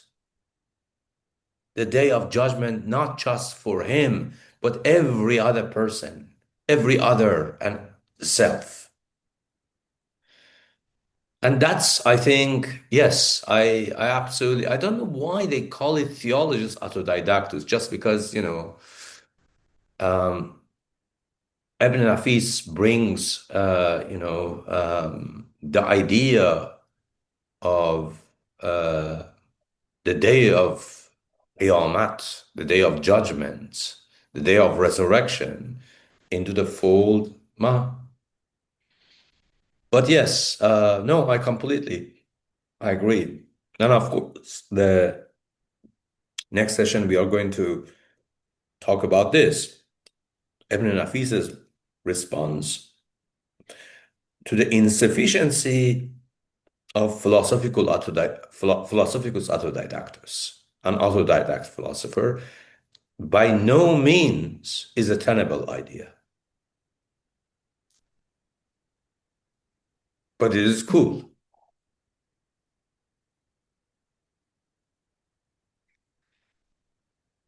Clarice, absolutely. I was thinking about that you were talking about the Sagi and Western enlightenment, and I was thinking about an article I was reading before about some semblance between Confessions of Rousseau and Sagi in Sodom. And I was I'm with the book here. What is it? What is the book? What is the book? It's the 10 Days of Sodom by Sagi. The time has come, friendly reader, for you to prepare your heart and mind for the most impure tale ever written since the world began. For no such book may be found among the ancients or the moderns. And I was thinking about that, and that kind of project of analyze it all, he says. You can talk about that. I mean, this is, you see, imagine as I tried my best, to create an emotional opening for this lecture, right? When Hayy's mother dies, and then you open your mother up, gut your mother, right? Isn't it? It's scary, but I just didn't want to go a little bit further with it because it scares people.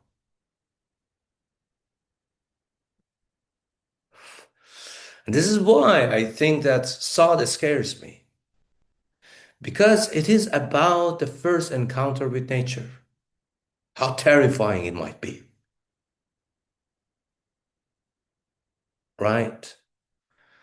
And I never actually thought that, oh, well, Sade is just obscene Frenchman. Yeah, for a lot of Frenchmen are obscene. So what? Or pornographic. No, for me, Sade was terrifying precisely because his books are anecdotes of the first encounter with nature. And that is very terrifying to a human being.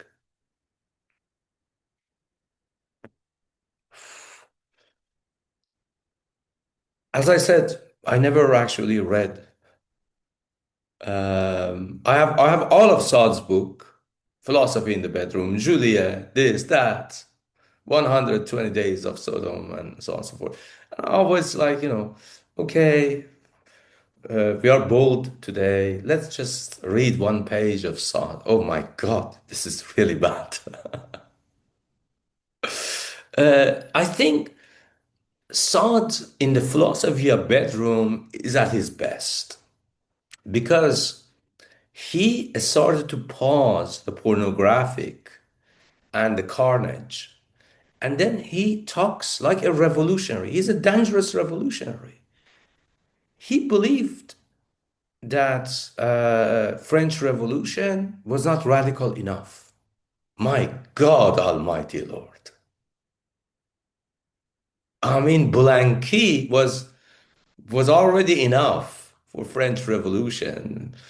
He created the base ideology for the reign of the terror, the guillotine that Bataille talks about so many times, right?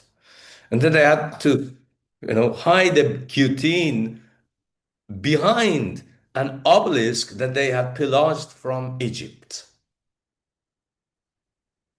That's a magnificent metaphor. But Sade doesn't want to hide the guillotine of the revolution. He just wants to put it as the greatest sculpture of human culture. And here we have the Sade. I don't want to read the Sade. It's just too terrifying and frightening.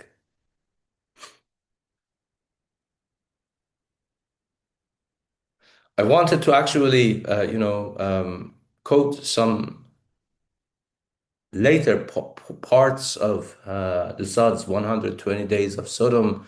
I thought that, then this seminar cannot be actually made public.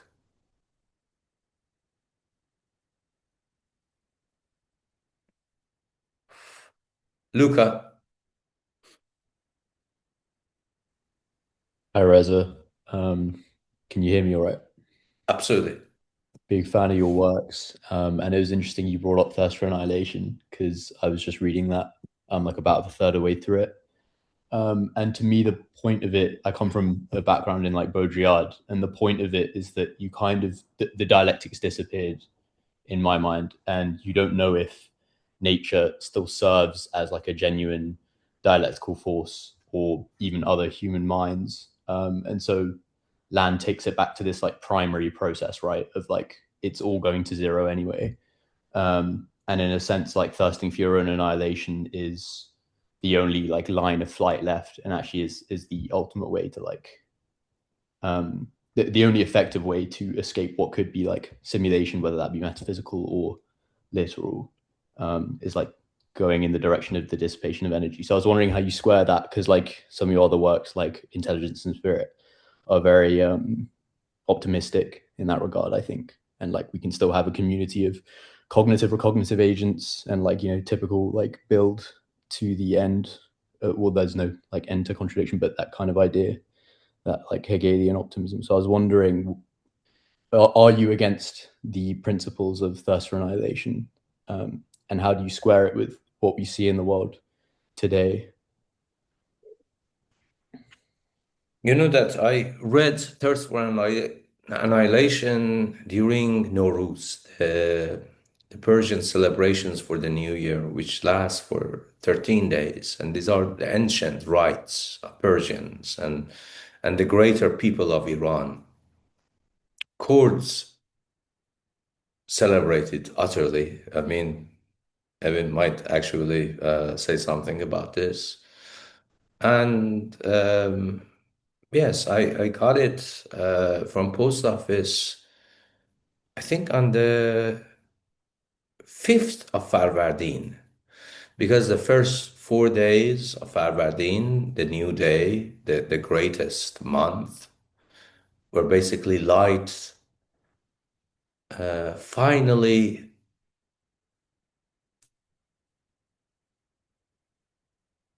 conquers the world, the darkness of winter. And I read it, and I thought it was one of the greatest books that I ever read. And then I read it again. And then I read it again. And then again. And then again. To the point that I memorized every paragraph of this book. I think that this book has a lot of merits, but I think that it falls into that Saudian idea of naturalism, but mixed with British guilt. Mixed with British guilt. British guilt is one of the worst sort of guilts. It's the guilt of crimes, of for no reason, for no engineering purpose, but only for exploitation.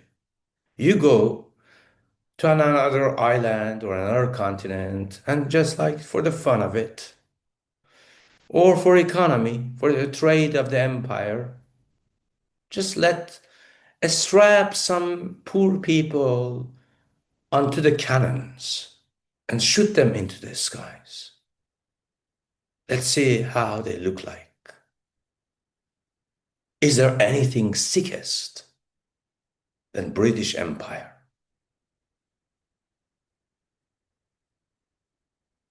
I think land feels guilt. You know, a philosopher at the same time should also be a psychoanalyst, a Freudian psychoanalyst. And we have to say, what is the flaw of such work?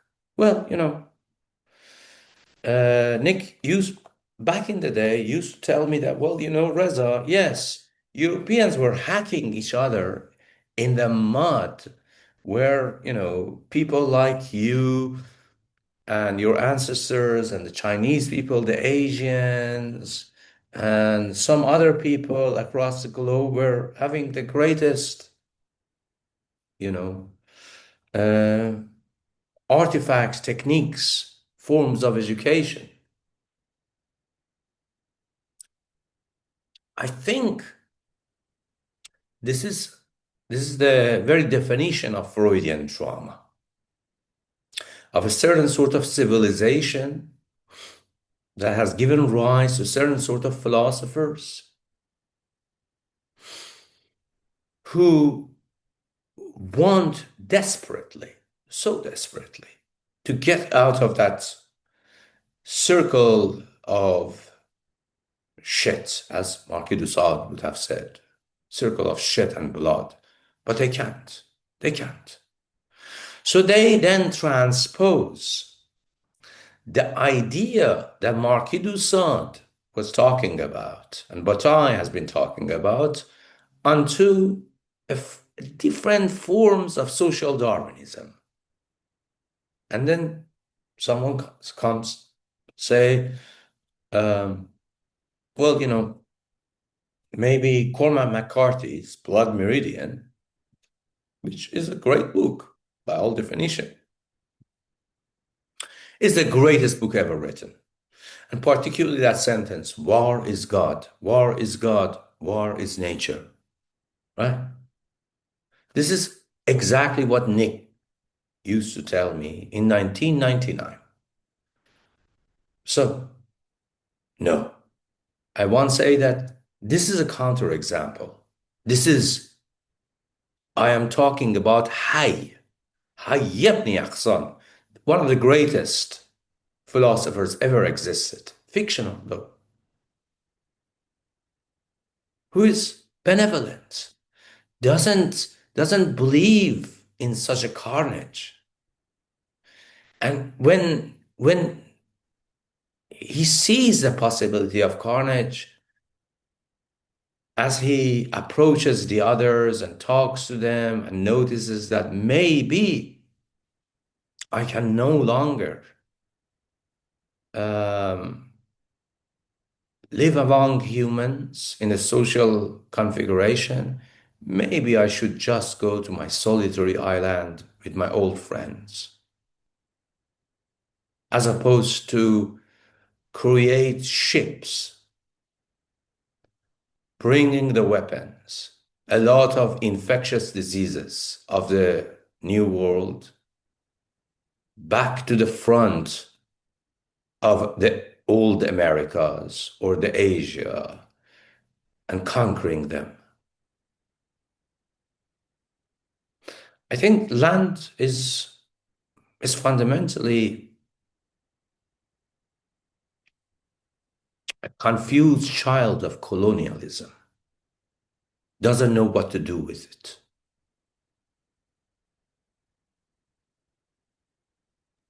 Is there any alternative for confused children of colonialism, though, than just Yes. annihilating? Yeah, I think Hayy ibn Yaqzān and Risalat al-Kamel are actually going to give us, and Bogdanov particularly, on top of it, are going to give us a better version. But of course, any sort of contact with the other entails an act of violence, but not spilling blood, not war. You know, that's two different things. No, I know, understand that even Husserl talked about this, that, the self is made in the version of the other itself.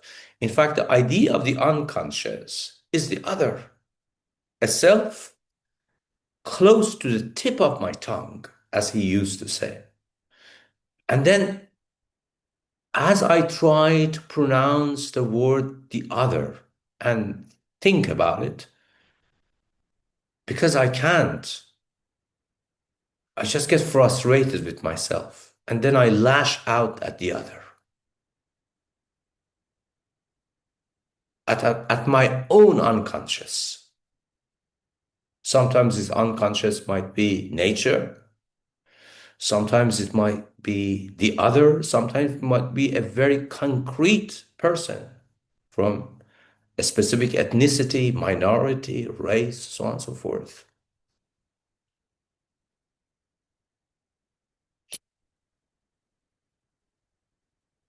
Arna,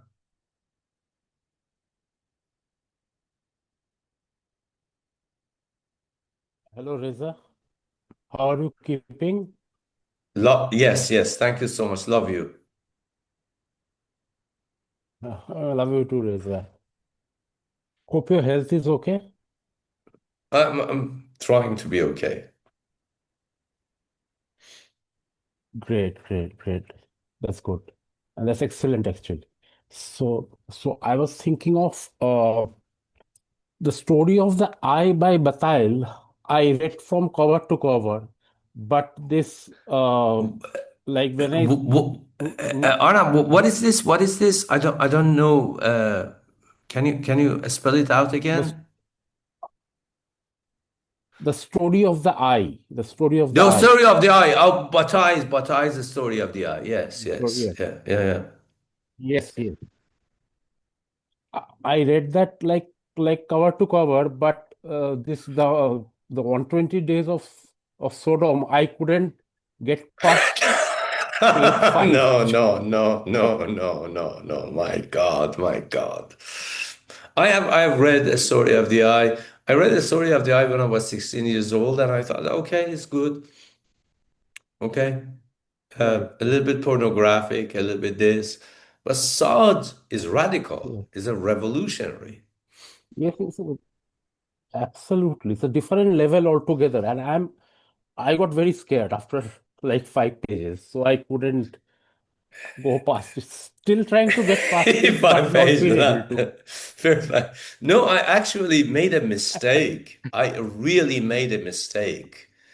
And I actually read 2 or 3 paragraphs of the last circle. And my God, still, it has scarred me to life. I mean, just unbelievable. What is this? And everyone people know that Pasolini made a movie based on this. Yes, yes. I have watched Pasolini's movie so many times. It looks like Walt Disney against. Absolutely, absolutely. The film came here in this part of the world in the Kolkata Film Festival. This was in 2001, I think, and I went and viewed the film. It didn't appear so like you said, like a Disney cartoon actually, because uh, Saadin himself actually does scar you for life. Actually, it like the first 5 pages were enough, so I Yeah, didn't yeah, pick up. yes, yeah.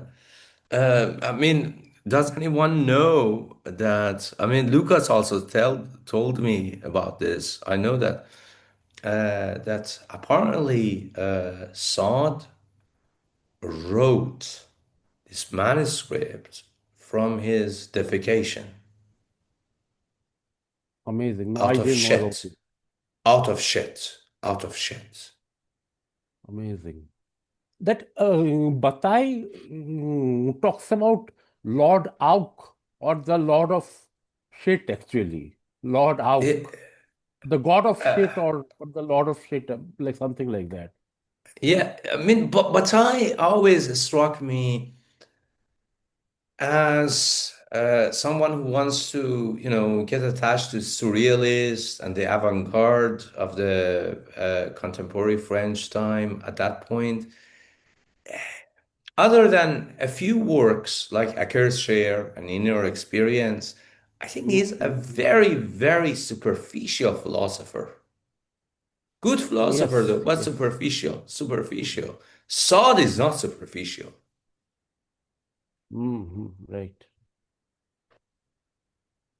My, my point was, Reza, I had like 3 or 4 questions, but I'll stick to one.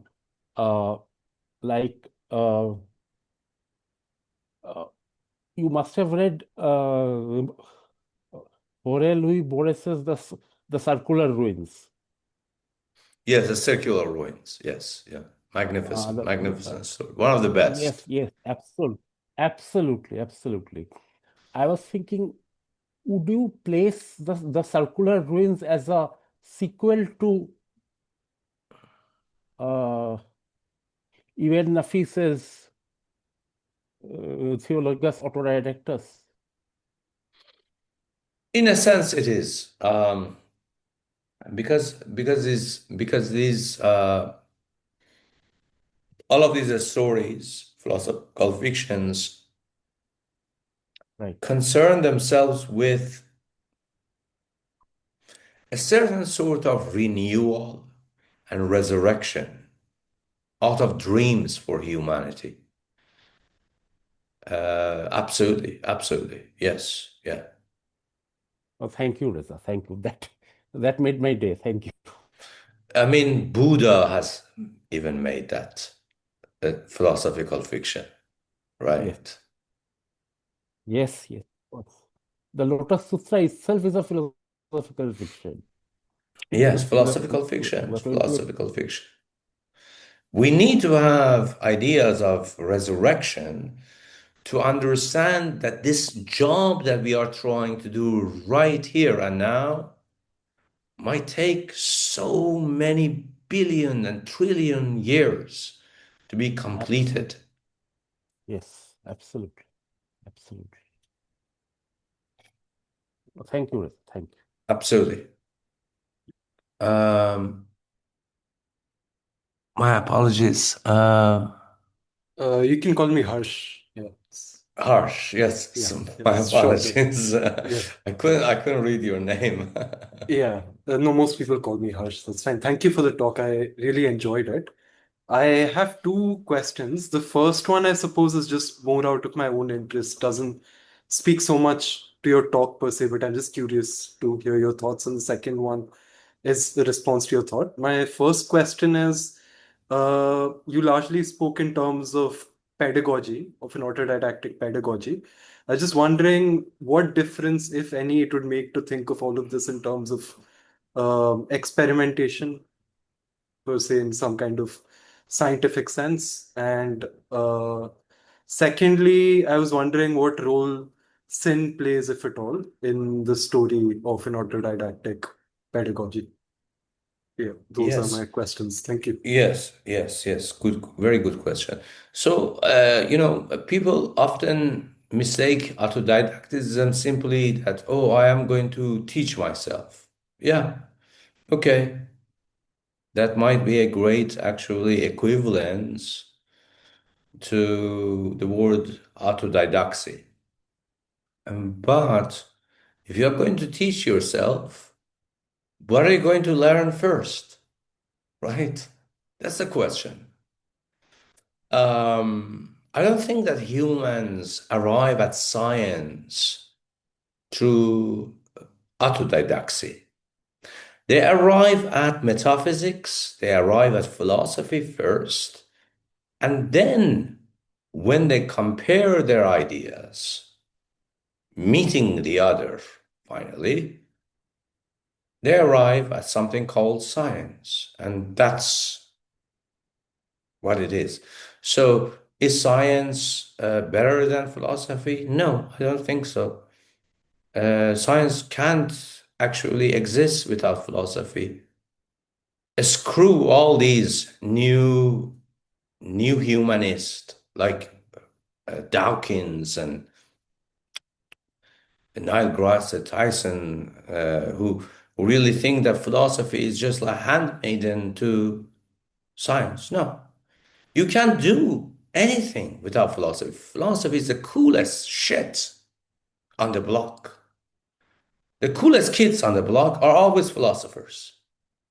Artists know that, and so are scientists. But they just want to, say that whose territory is better. Yeah, of course, science is great, magnificent, and elegant, discipline, unbelievably good. But the sooner that you actually set aside your, as a scientist, someone who is a scientist, set aside your biases against philosophy, I think you can become a better philosopher, better scientist. Einstein did it, Boltzmann did it, Newton did it. Yes, no, I mean, there is absolutely I would say that there is a chain of events that we see in Hayy ibn Yaqzān's story. First, he has to come up with a certain sort of metaphysics for himself, right? And then he needs to get empirical evidence, yeah, by opening up his own mother. And from that onward, he needs to talk to other people, Absal and the other people, the circle from the other island. And that's where basically science starts. But that doesn't mean that the beginning of science is the end of philosophy. Christian.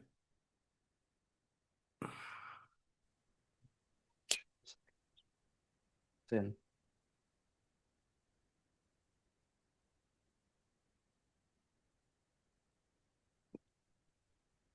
Christian, you got. Sorry, did I cut off? Can you hear me? Yeah, now I can hear you. Harsh had a second question about sin.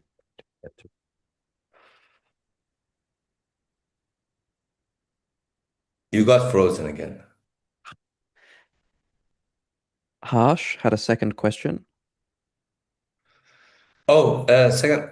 No, I mean, I think that he said that. Okay, but you go, and then we get back to the. Evan wants to also have, but you go first. Okay, hopefully I don't cut off. I mean, off it. I have a clarificatory question. There's one point when we were talking about the encounter between Asal and Hayy, and you sort of brought up them very quickly, and then moved on. I just was wondering if you could expand a bit more on, I guess, the relevance of random and his ideas in terms of this linguistic conceptual encounter. Autodidactic. Brandom. You said Brandom. Brandom, yeah. So I think Brandom, by all definition, is a child of Charles Sanders Peirce. And of course, Charles Sanders Peirce is considered to be the greatest old American philosopher. I mean, Americans don't have that many philosophers, to be honest with you. Because their civilization is way too young. But nevertheless. So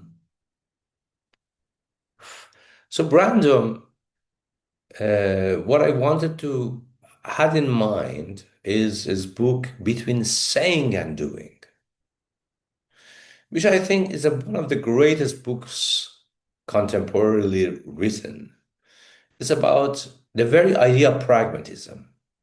And, if a creature learns the protocols, the inferences that goes between what one ought to say and what one ought to do at every step, can it be called rational? Absolutely so.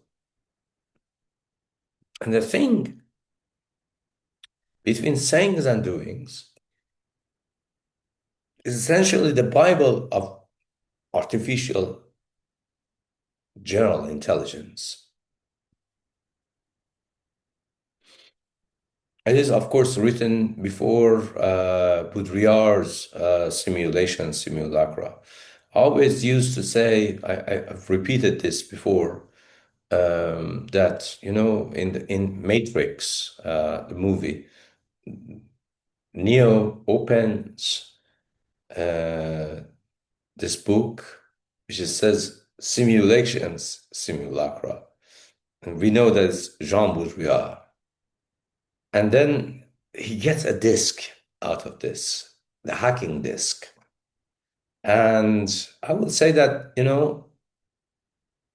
if Wachowskis could make this movie anew, they should have actually used Brandom's Between Saying and Doing, because there is nothing other than this. So, Hayy ibn Yaqzān and his friends, and then this becomes the sequel, which is the Theologus Autodidactus, Risalat al-Kamiliyya, Sirat al-Nabawiyya, takes it to a different sort of twist. That it shows that if really, genuinely, we start to create a ledger for asking and giving reasons, right, across different scales of computation and discourse, maybe, in fact, we can become more intelligent.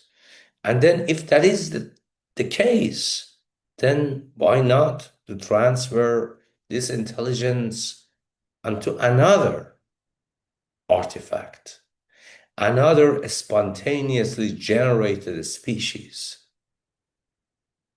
At this point, not Hayy ibn Yaqzān, but an artificial general intelligence, so to speak. Because biology doesn't mean anything in this sort of stories. Biology gives us certain sorts of,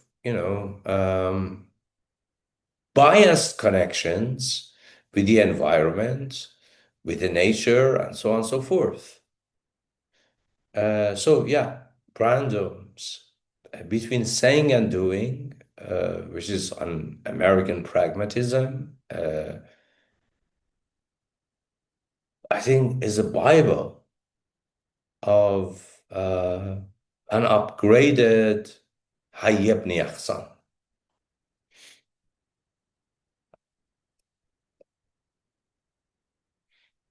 Oscar.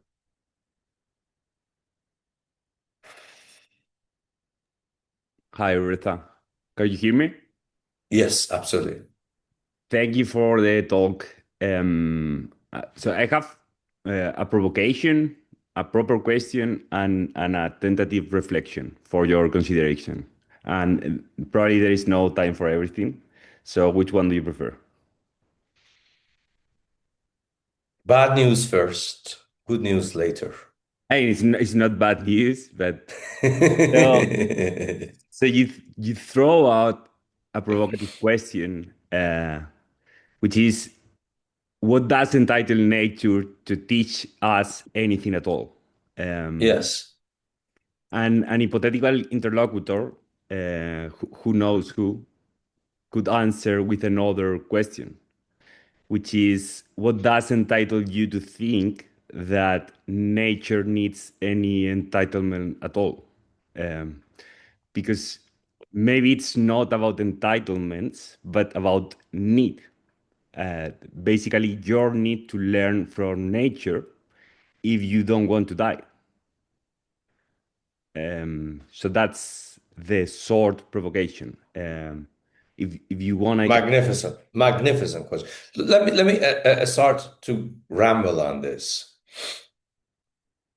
If that is the case, then of course, sure, nature doesn't need any sort of entitlement. We project our entitlements upon the nature itself, right? And then we want something from it. Our human desires, even though made in the image of nature, the greatest mother,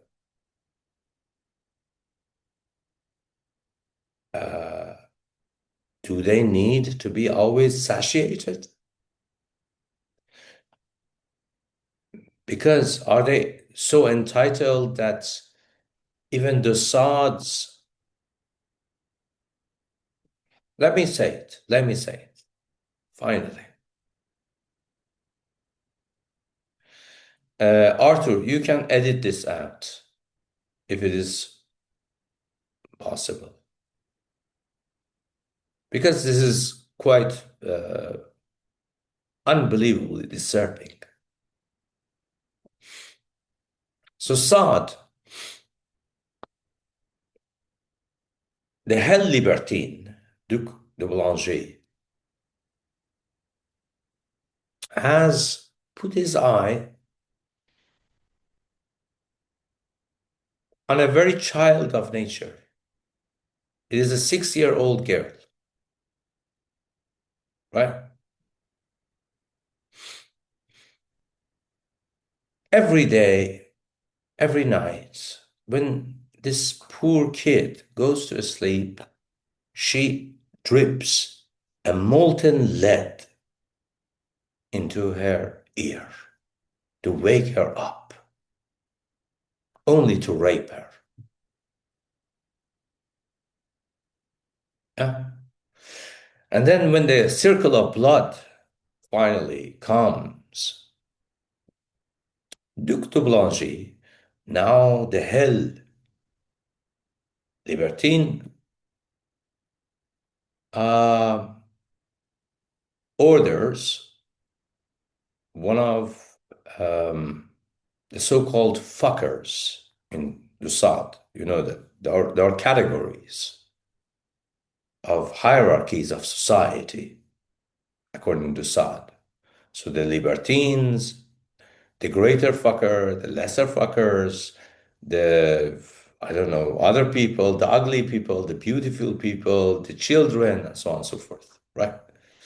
So at the end, this poor child is being subjected to one of the greatest punishments of all, as if she hasn't been punished enough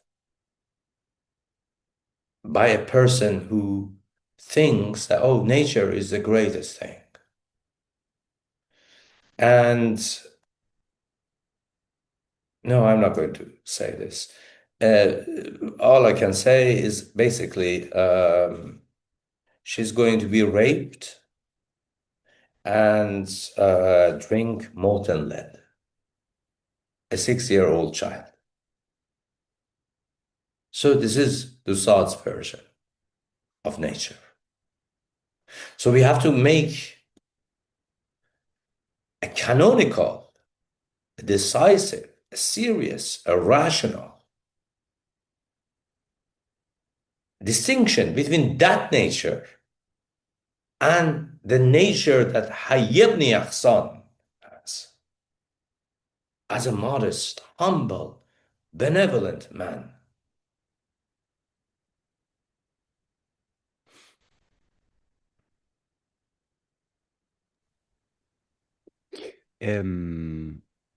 Okay, can I give you the Sure, absolutely.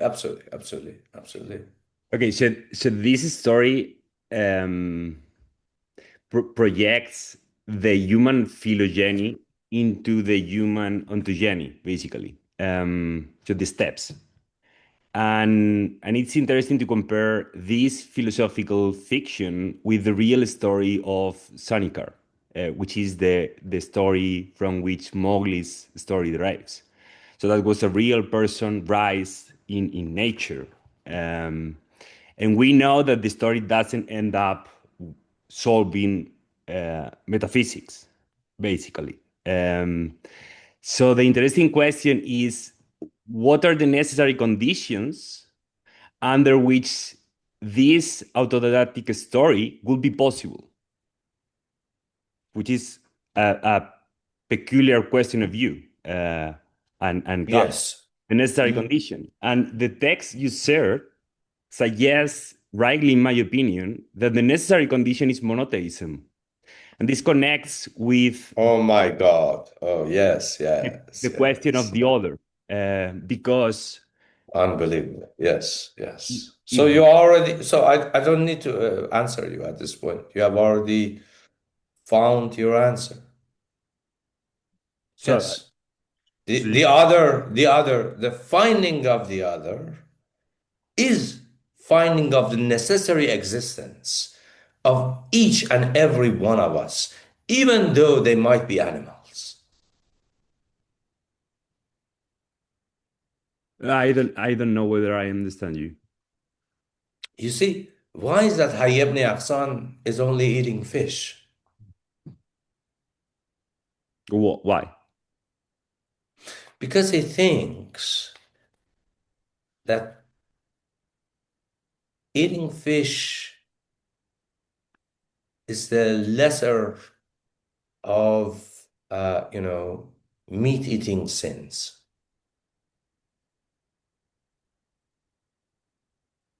Right? He never goes eating, a deer,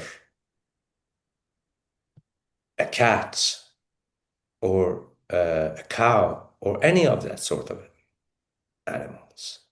He thinks that, sure, I am hungry and I need to sustain for myself, only to carry myself onto a next level. So his first idea is just, okay, I'm going to eat fish now.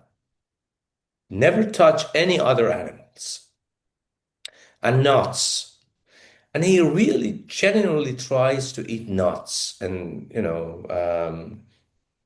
herbs and vegetation of that on that island, but he's just always hungry. He's always hungry. He says, okay, I'm going to eat fish now, but I'm not going to touch the other ones. So there is a modesty within his approach to nature and violence towards nature and other animals. Whereas for Marquis de Sade, eat everything, because nature gave us this ferocious appetite, which is Duc de Boulanger, a man who has 17 orgasms per day. I mean, I don't think that I've never seen such a man in my life. Okay, now I get your point, but that would not my conclusion, my tentative conclusion. Maybe mine is like more out of the point. But my conclusion is, in order for this person to be an autodidact, really an autodidact, and be capable of learning everything, you need monotheism, because in a polytheistic world, the God who teaches him will be another, one part, which teaches him as an external tutor. While when you endorse monotheism, God, there is an identity between the God, everything in the world, including the protagonist. So there is an identity between the protagonist and and the God. So there is this book. Unfortunately, it hasn't been translated to English. I want to translate it at some point. It was written before 1979 Iranian Revolution by Habibullah Ashuri, who was later executed by the Iranian Islamic Republic. And it's called Tawheed and Different Dimensions of It. It is about what is the meaning of oneness. Oneness, right? So he starts with this idea that, well, oneness can also be with nature. But no, he goes to Hayy ibn Yaqzān and that sort of stories to show that no, Hayy ibn Yaqzān learns from nature to be one with one God. And from that moment, he can never actually transgress anymore. I'm not saying that this is the difference between monotheism and polytheism. I actually have a massive amount of respect for polytheism, but I'm a Muslim, even though a heretic Muslim. I think that there is something in monotheism that absolutely put constraints on your conducts, and the more constraints on your conducts, not prohibition, so to speak, but constraints in an engineering sense, you can make a better person of yourself, a better human, and a better humanity. Yeah, but my point is that the thing I think that what you want to reject the libertine with a No, I don't want to reject the libertine. In fact, if I wanted to reject the libertine, I wouldn't have read him in the first place, right? I just think that his approach is cruel. Yeah, but the condition of possibility of the cruelty, I think, is metaphysical monism as well. And your conclusion? Absolutely. Yes. No, I completely agree with that. So in that sense, he shares something with Spinoza, although you're right that their questions is not the same, because one wants, as you said, nature to say something, and the other does not. Yes, But the yes, condition is the same one. It's metaphysical monism. And your conclusion, as I understand, absolutely. is basically a pluralistic one. Not only a pluralistic one, but one that is also attached with social reason, meaning the respect for the other. Okay, thank you. Absolutely. Evan, I have a question, and it is about actually what Oscar was and your response was saying too. So you said at some point, world is generally and wholly wrongly engineered. sorry, I couldn't hear that. The world has Uh-huh. engineered wrongly, in a wrong way. And also No, the Marxists also I never pointed. say something like that, that world has been engineered wrongly. I said that the world has flaws as an engineer and as a philosopher. And then how can we engineer it anew? I never say that there is an intrinsic flaw in the world. You know, that would be religion. That would be fanaticism. That I'm would not be a ethics. fanatic. No. When you say that there is something inherently, fundamentally flawed, and hence a world has engineered wrongly, you're still in the realm of theology. I'm not a theologian, I'm a philosopher. But ethically, you just spoke about how Sade was raping a woman, how many philosophers were actually sexually criminals, how, for example, 1977 French petition was signed by Simone de Beauvoir, Deleuze, Yeah, of course. and they were defending a pedophile man. They signed My this God, petition. yes, okay. So we should say that world is inherently wrong. Yeah, Engineered but wrong. Foucault is not a philosopher. Foucault is a theorist. I'm a philosopher.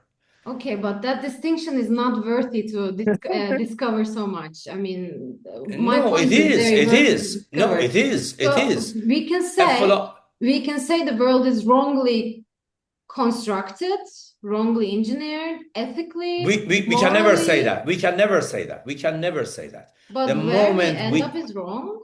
No, we can never say that precisely because any person I have Are you noticed sure? that they say that the world is inherently wrongly constructed fall It is. onto another fanaticism. And then they recreate the cruelty yet again. This is radical, maybe anarchism. You can say it can go aggressive ways, but just like so many Malcolm X, or I don't know, like so many Black philosophers, theorists, and anarchists, and organizers, and Black Panthers. I don't like anarchism. I'm a philosopher only. That's wrong. You know, and I am not a communist either.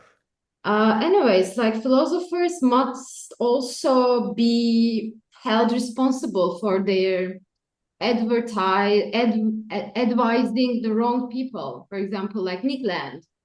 He advised the wrong people, like accelerationists. They advised the wrong people. They advised the hyper-liberal. Yes. Well, I mean, as I said, you know, moving toward utopia is not an easy task. But in philosophy, we take our business seriously and our ethics seriously.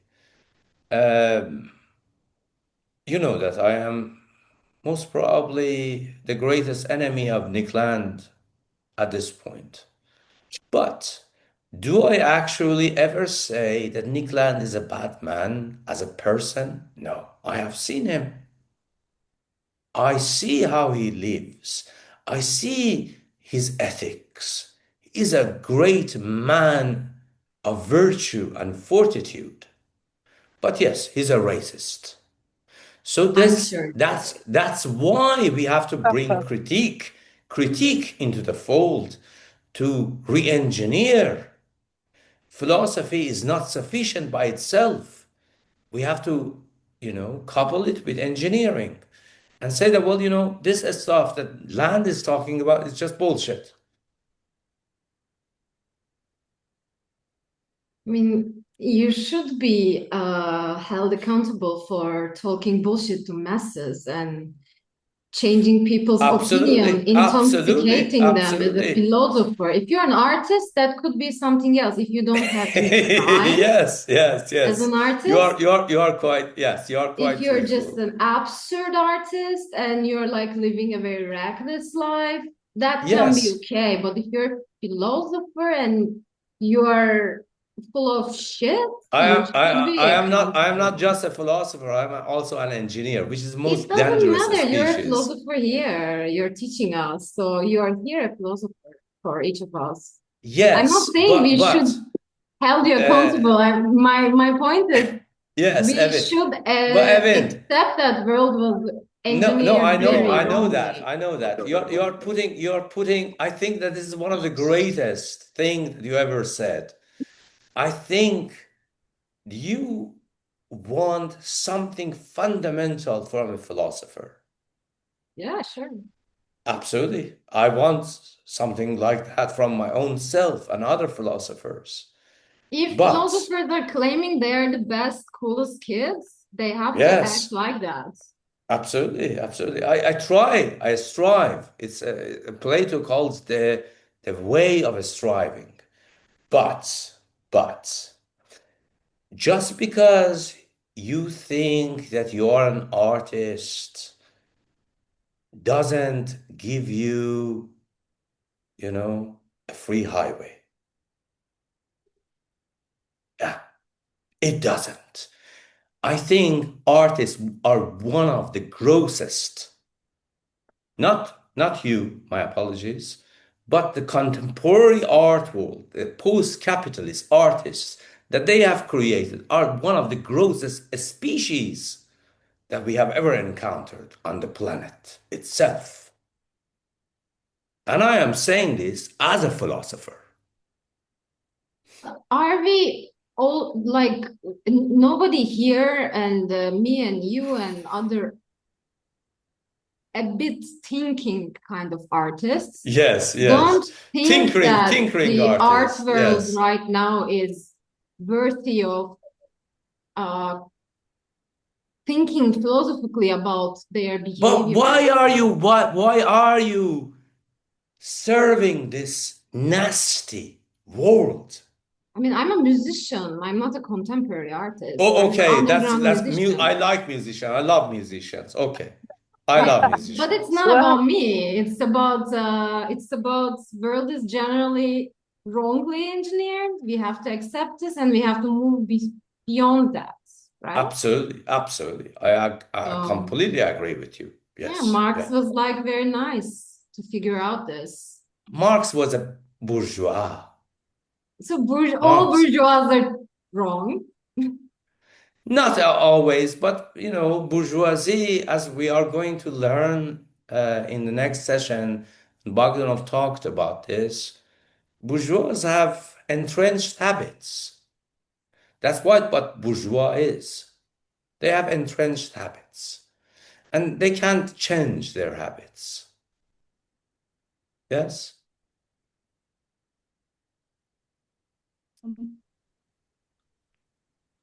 May I talk? Okay. Can you hear me? Arthur, let Paula talk and then we go. Please. Sorry. It's just I wanted to intervene also as an artist, which is kind of funny. My apologies if I actually said anything bad. I share a lot of that kind of set of mind in regards to serving the system of the contemporary art, which I was educated on and I somehow am part of. I just maybe I have a reflection, but also a question, and it's like this place of also of a solitary engine of thinking as well. as art that is not meant to be watched, or which do not serve this dichotomy of the public and the artist, let's say. Like how, in what we will see over the next sessions, you could imagine to draw a parallel between the practice of thinking philosophy and the practice of thinking or of doing art, or the practice of art making. That would be one question, and I wanted to do another question, and is the place of dogma in these whole 4 sessions. Like I maybe in a way personal question of like, what do you imagine, or how can you describe the place of dogma in this seminar as well? So these are my 2 questions. In this session, we are only in the place of dogma. Okay. Yeah. Okay. We are only in the place of dogma. Because this is the base place. I said it's a stepping stone. And of course, a stepping stone is replete with dogmas of philosophy, of theology, of art, of technique, technicians, device makers, and so on and so forth. But we are trying to go toward utopias, where step by step, God help us, purge these dogmas step by step. Because we are in the business of dogma at this point. You can't have a human thought and human cognition, human art, human artisanship, human craftsmanship, human cognition without dogma. All of it is full of dogmas.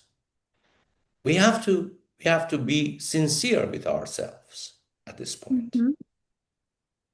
Yes. It's just like a gravitating question I've been having over, I would say, several months, and it's like how this exercise of world making could be possibly imagined out of that place. But I accept that as a pragmatical reality, what you just described, on the exercise of imagining things and worlds and thoughts, and let's say rehearsing reality in a way.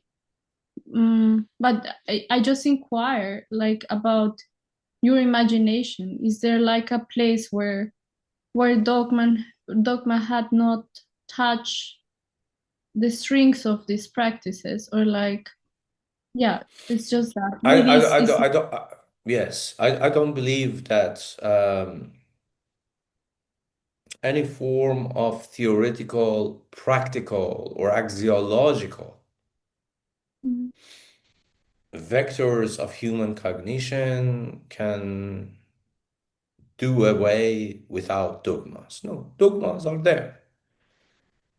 A world without dogmas would be Sadian nature. All right. That's my answer. Okay, thank you, Reza. Absolutely. Love you. Arthur, do you want to look through the chat if you see any sort of, really a screwed up question that I need to answer right now? I can answer one question and then we close the session. I don't think so. I have maybe my own little question myself. Please go on. I was having a look at some notes I was writing here. So Hayy needing to establish his own metaphysics and opening wide his mother's body, and no science without philosophy, an impossibility. But also before you were saying to turn consequence, we were talking about Hayy still, right? To turn Yes. consequence into Hayy, technique. Hayy, Hayy. Hayy, Hayy, Hayy, Hayy. To turn Hayy. consequence into technique, into wisdom, into knowledge, into method. You said method. Yes, In yes, that yes. every philosopher should be or needs to be a bit of a psychoanalyst, which means asking oneself what there doesn't work, where does it stink, no? Where is the residual shit? So I was thinking something like, how could, if we can, try to associate the type of knowledge or wisdom, I think knowledge, constructed in an analysis, because you mentioned psychoanalysis, meaning a sort of set of methods, tools, etc., that apply to one specific interface, meaning like your mind, particular psychic structure.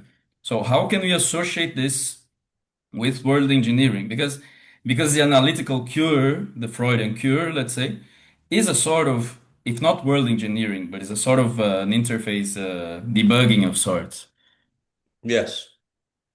Yeah, absolutely. Oh, I mean, what's that? Civilization and its content is a great example of this. But for our means, humble means, I mean, Evin is a Kurdish woman and I am a Persian man.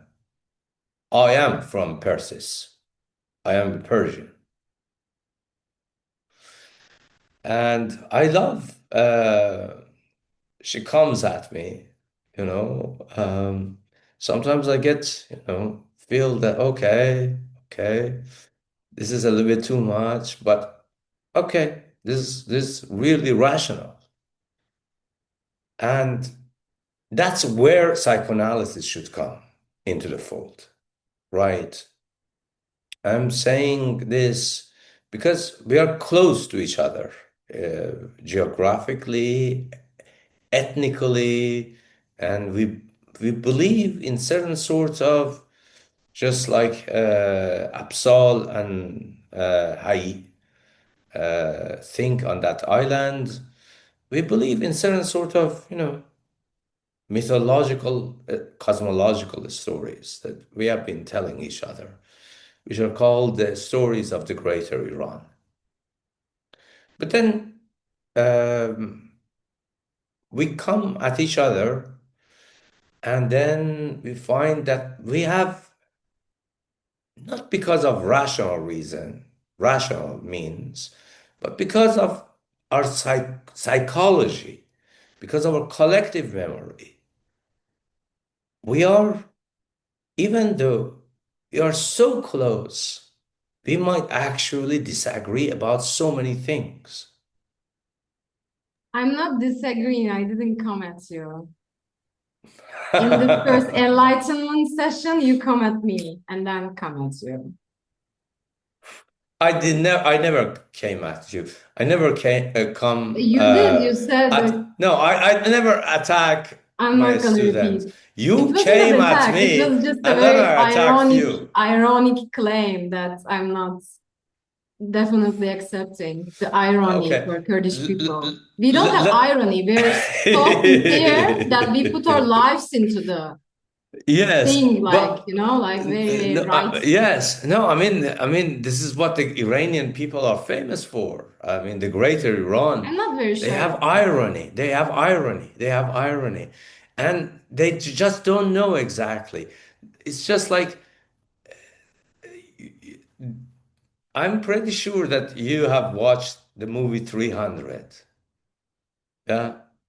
And it's just magnificent. I remember when it came, some Iranian, even Kurdish people saying that, what is this? You are showing us as black people? That's so racist.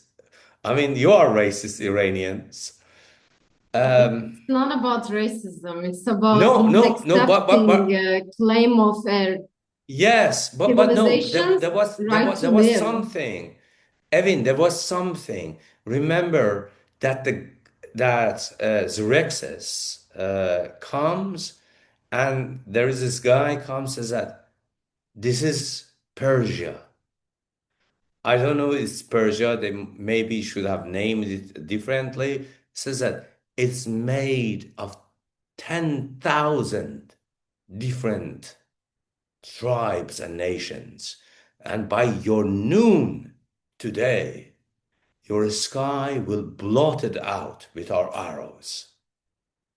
That's what we are. When you say that Kurdish people claims land from Iran and Iran will never give to them, you're that's some filtering bullshit. down a big conversation because Kurdish people are fighting No, I mean for their freedom and their life. This is the stuff that some unfortunately some idiots have I been think you're saying. fighting for your culture in the wrong place. No. I am actually, I've always been pro-Kurdish, but I know that there is a fundamental racism toward your race in Persia. It's not I know Persia, it's that. Iran. No, but you're Iranian. I'm not Iranian, I'm Medenian. Medenians are predating Iranian. That's not what I'm living for. I don't live for ancient history who came first. But if you are making that claim, you have to know the right thing because That it's is justice, true. you know. Things came first. It's not like Yes, my yes, claim. but from a historical perspective, Medinians gave rise to the Achaemenids, and Achaemenids gave rise to Ashkanid. Ashkanid gives to Sassanid, where basically, for the first time, the name of the Greater Iran become Iran, which I really genuinely don't appreciate that name. It's just a stupid name. I don't have a problem with names. I just have problems with people claiming ancient civilizations, cultures as their own, and then I don't racism claim. towards No, them. I don't claim that any of that. You know that even in Shahnameh, the Book of the Kings, when we read it, it appears that when the Aryans descend from the steppes onto different places, including Indus Valley and the great Iranian plateau, they see some people called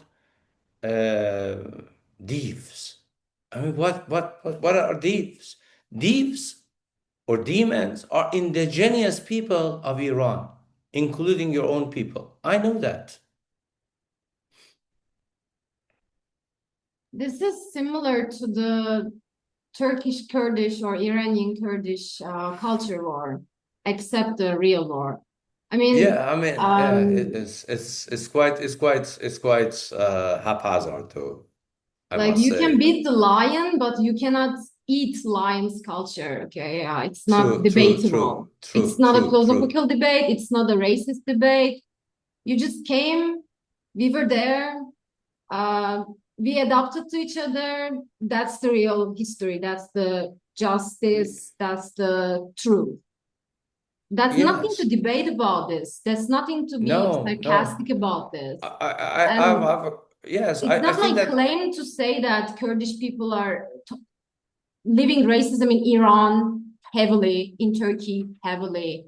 And it's like they're trying to delete us. So of course, this is like non-debatable reality. Like I will talk about this. I'm not coming at you. I'm like just Evan, I have a very sad story for you to say. Basically, my father was a general in Iranian army, secular army, Artesh. And so many of his friends were sent forcefully to suppress Kurdish people at the 1979, 1980 Kurdish rebellion. I know everything. Yeah, no, I completely agree with you. Yeah. But we have to do something at this point. I hope we Dears, do. I'm sorry. At this point, I need to be Yes. the bad cop. It's I think we need to move forward, and I will stop the recording, and we can keep on with the queue, with the line of questions. unofficial, gossipy stuff. Yes, Absolutely. absolutely. Thank you so much, Arthur. You are so loved. Love you. You're very kind. So I will stop the recording now. Yeah, so Evan, no, I understand. I understand the plight. Yeah, But why are you it against is. Marx at this point? I don't know. I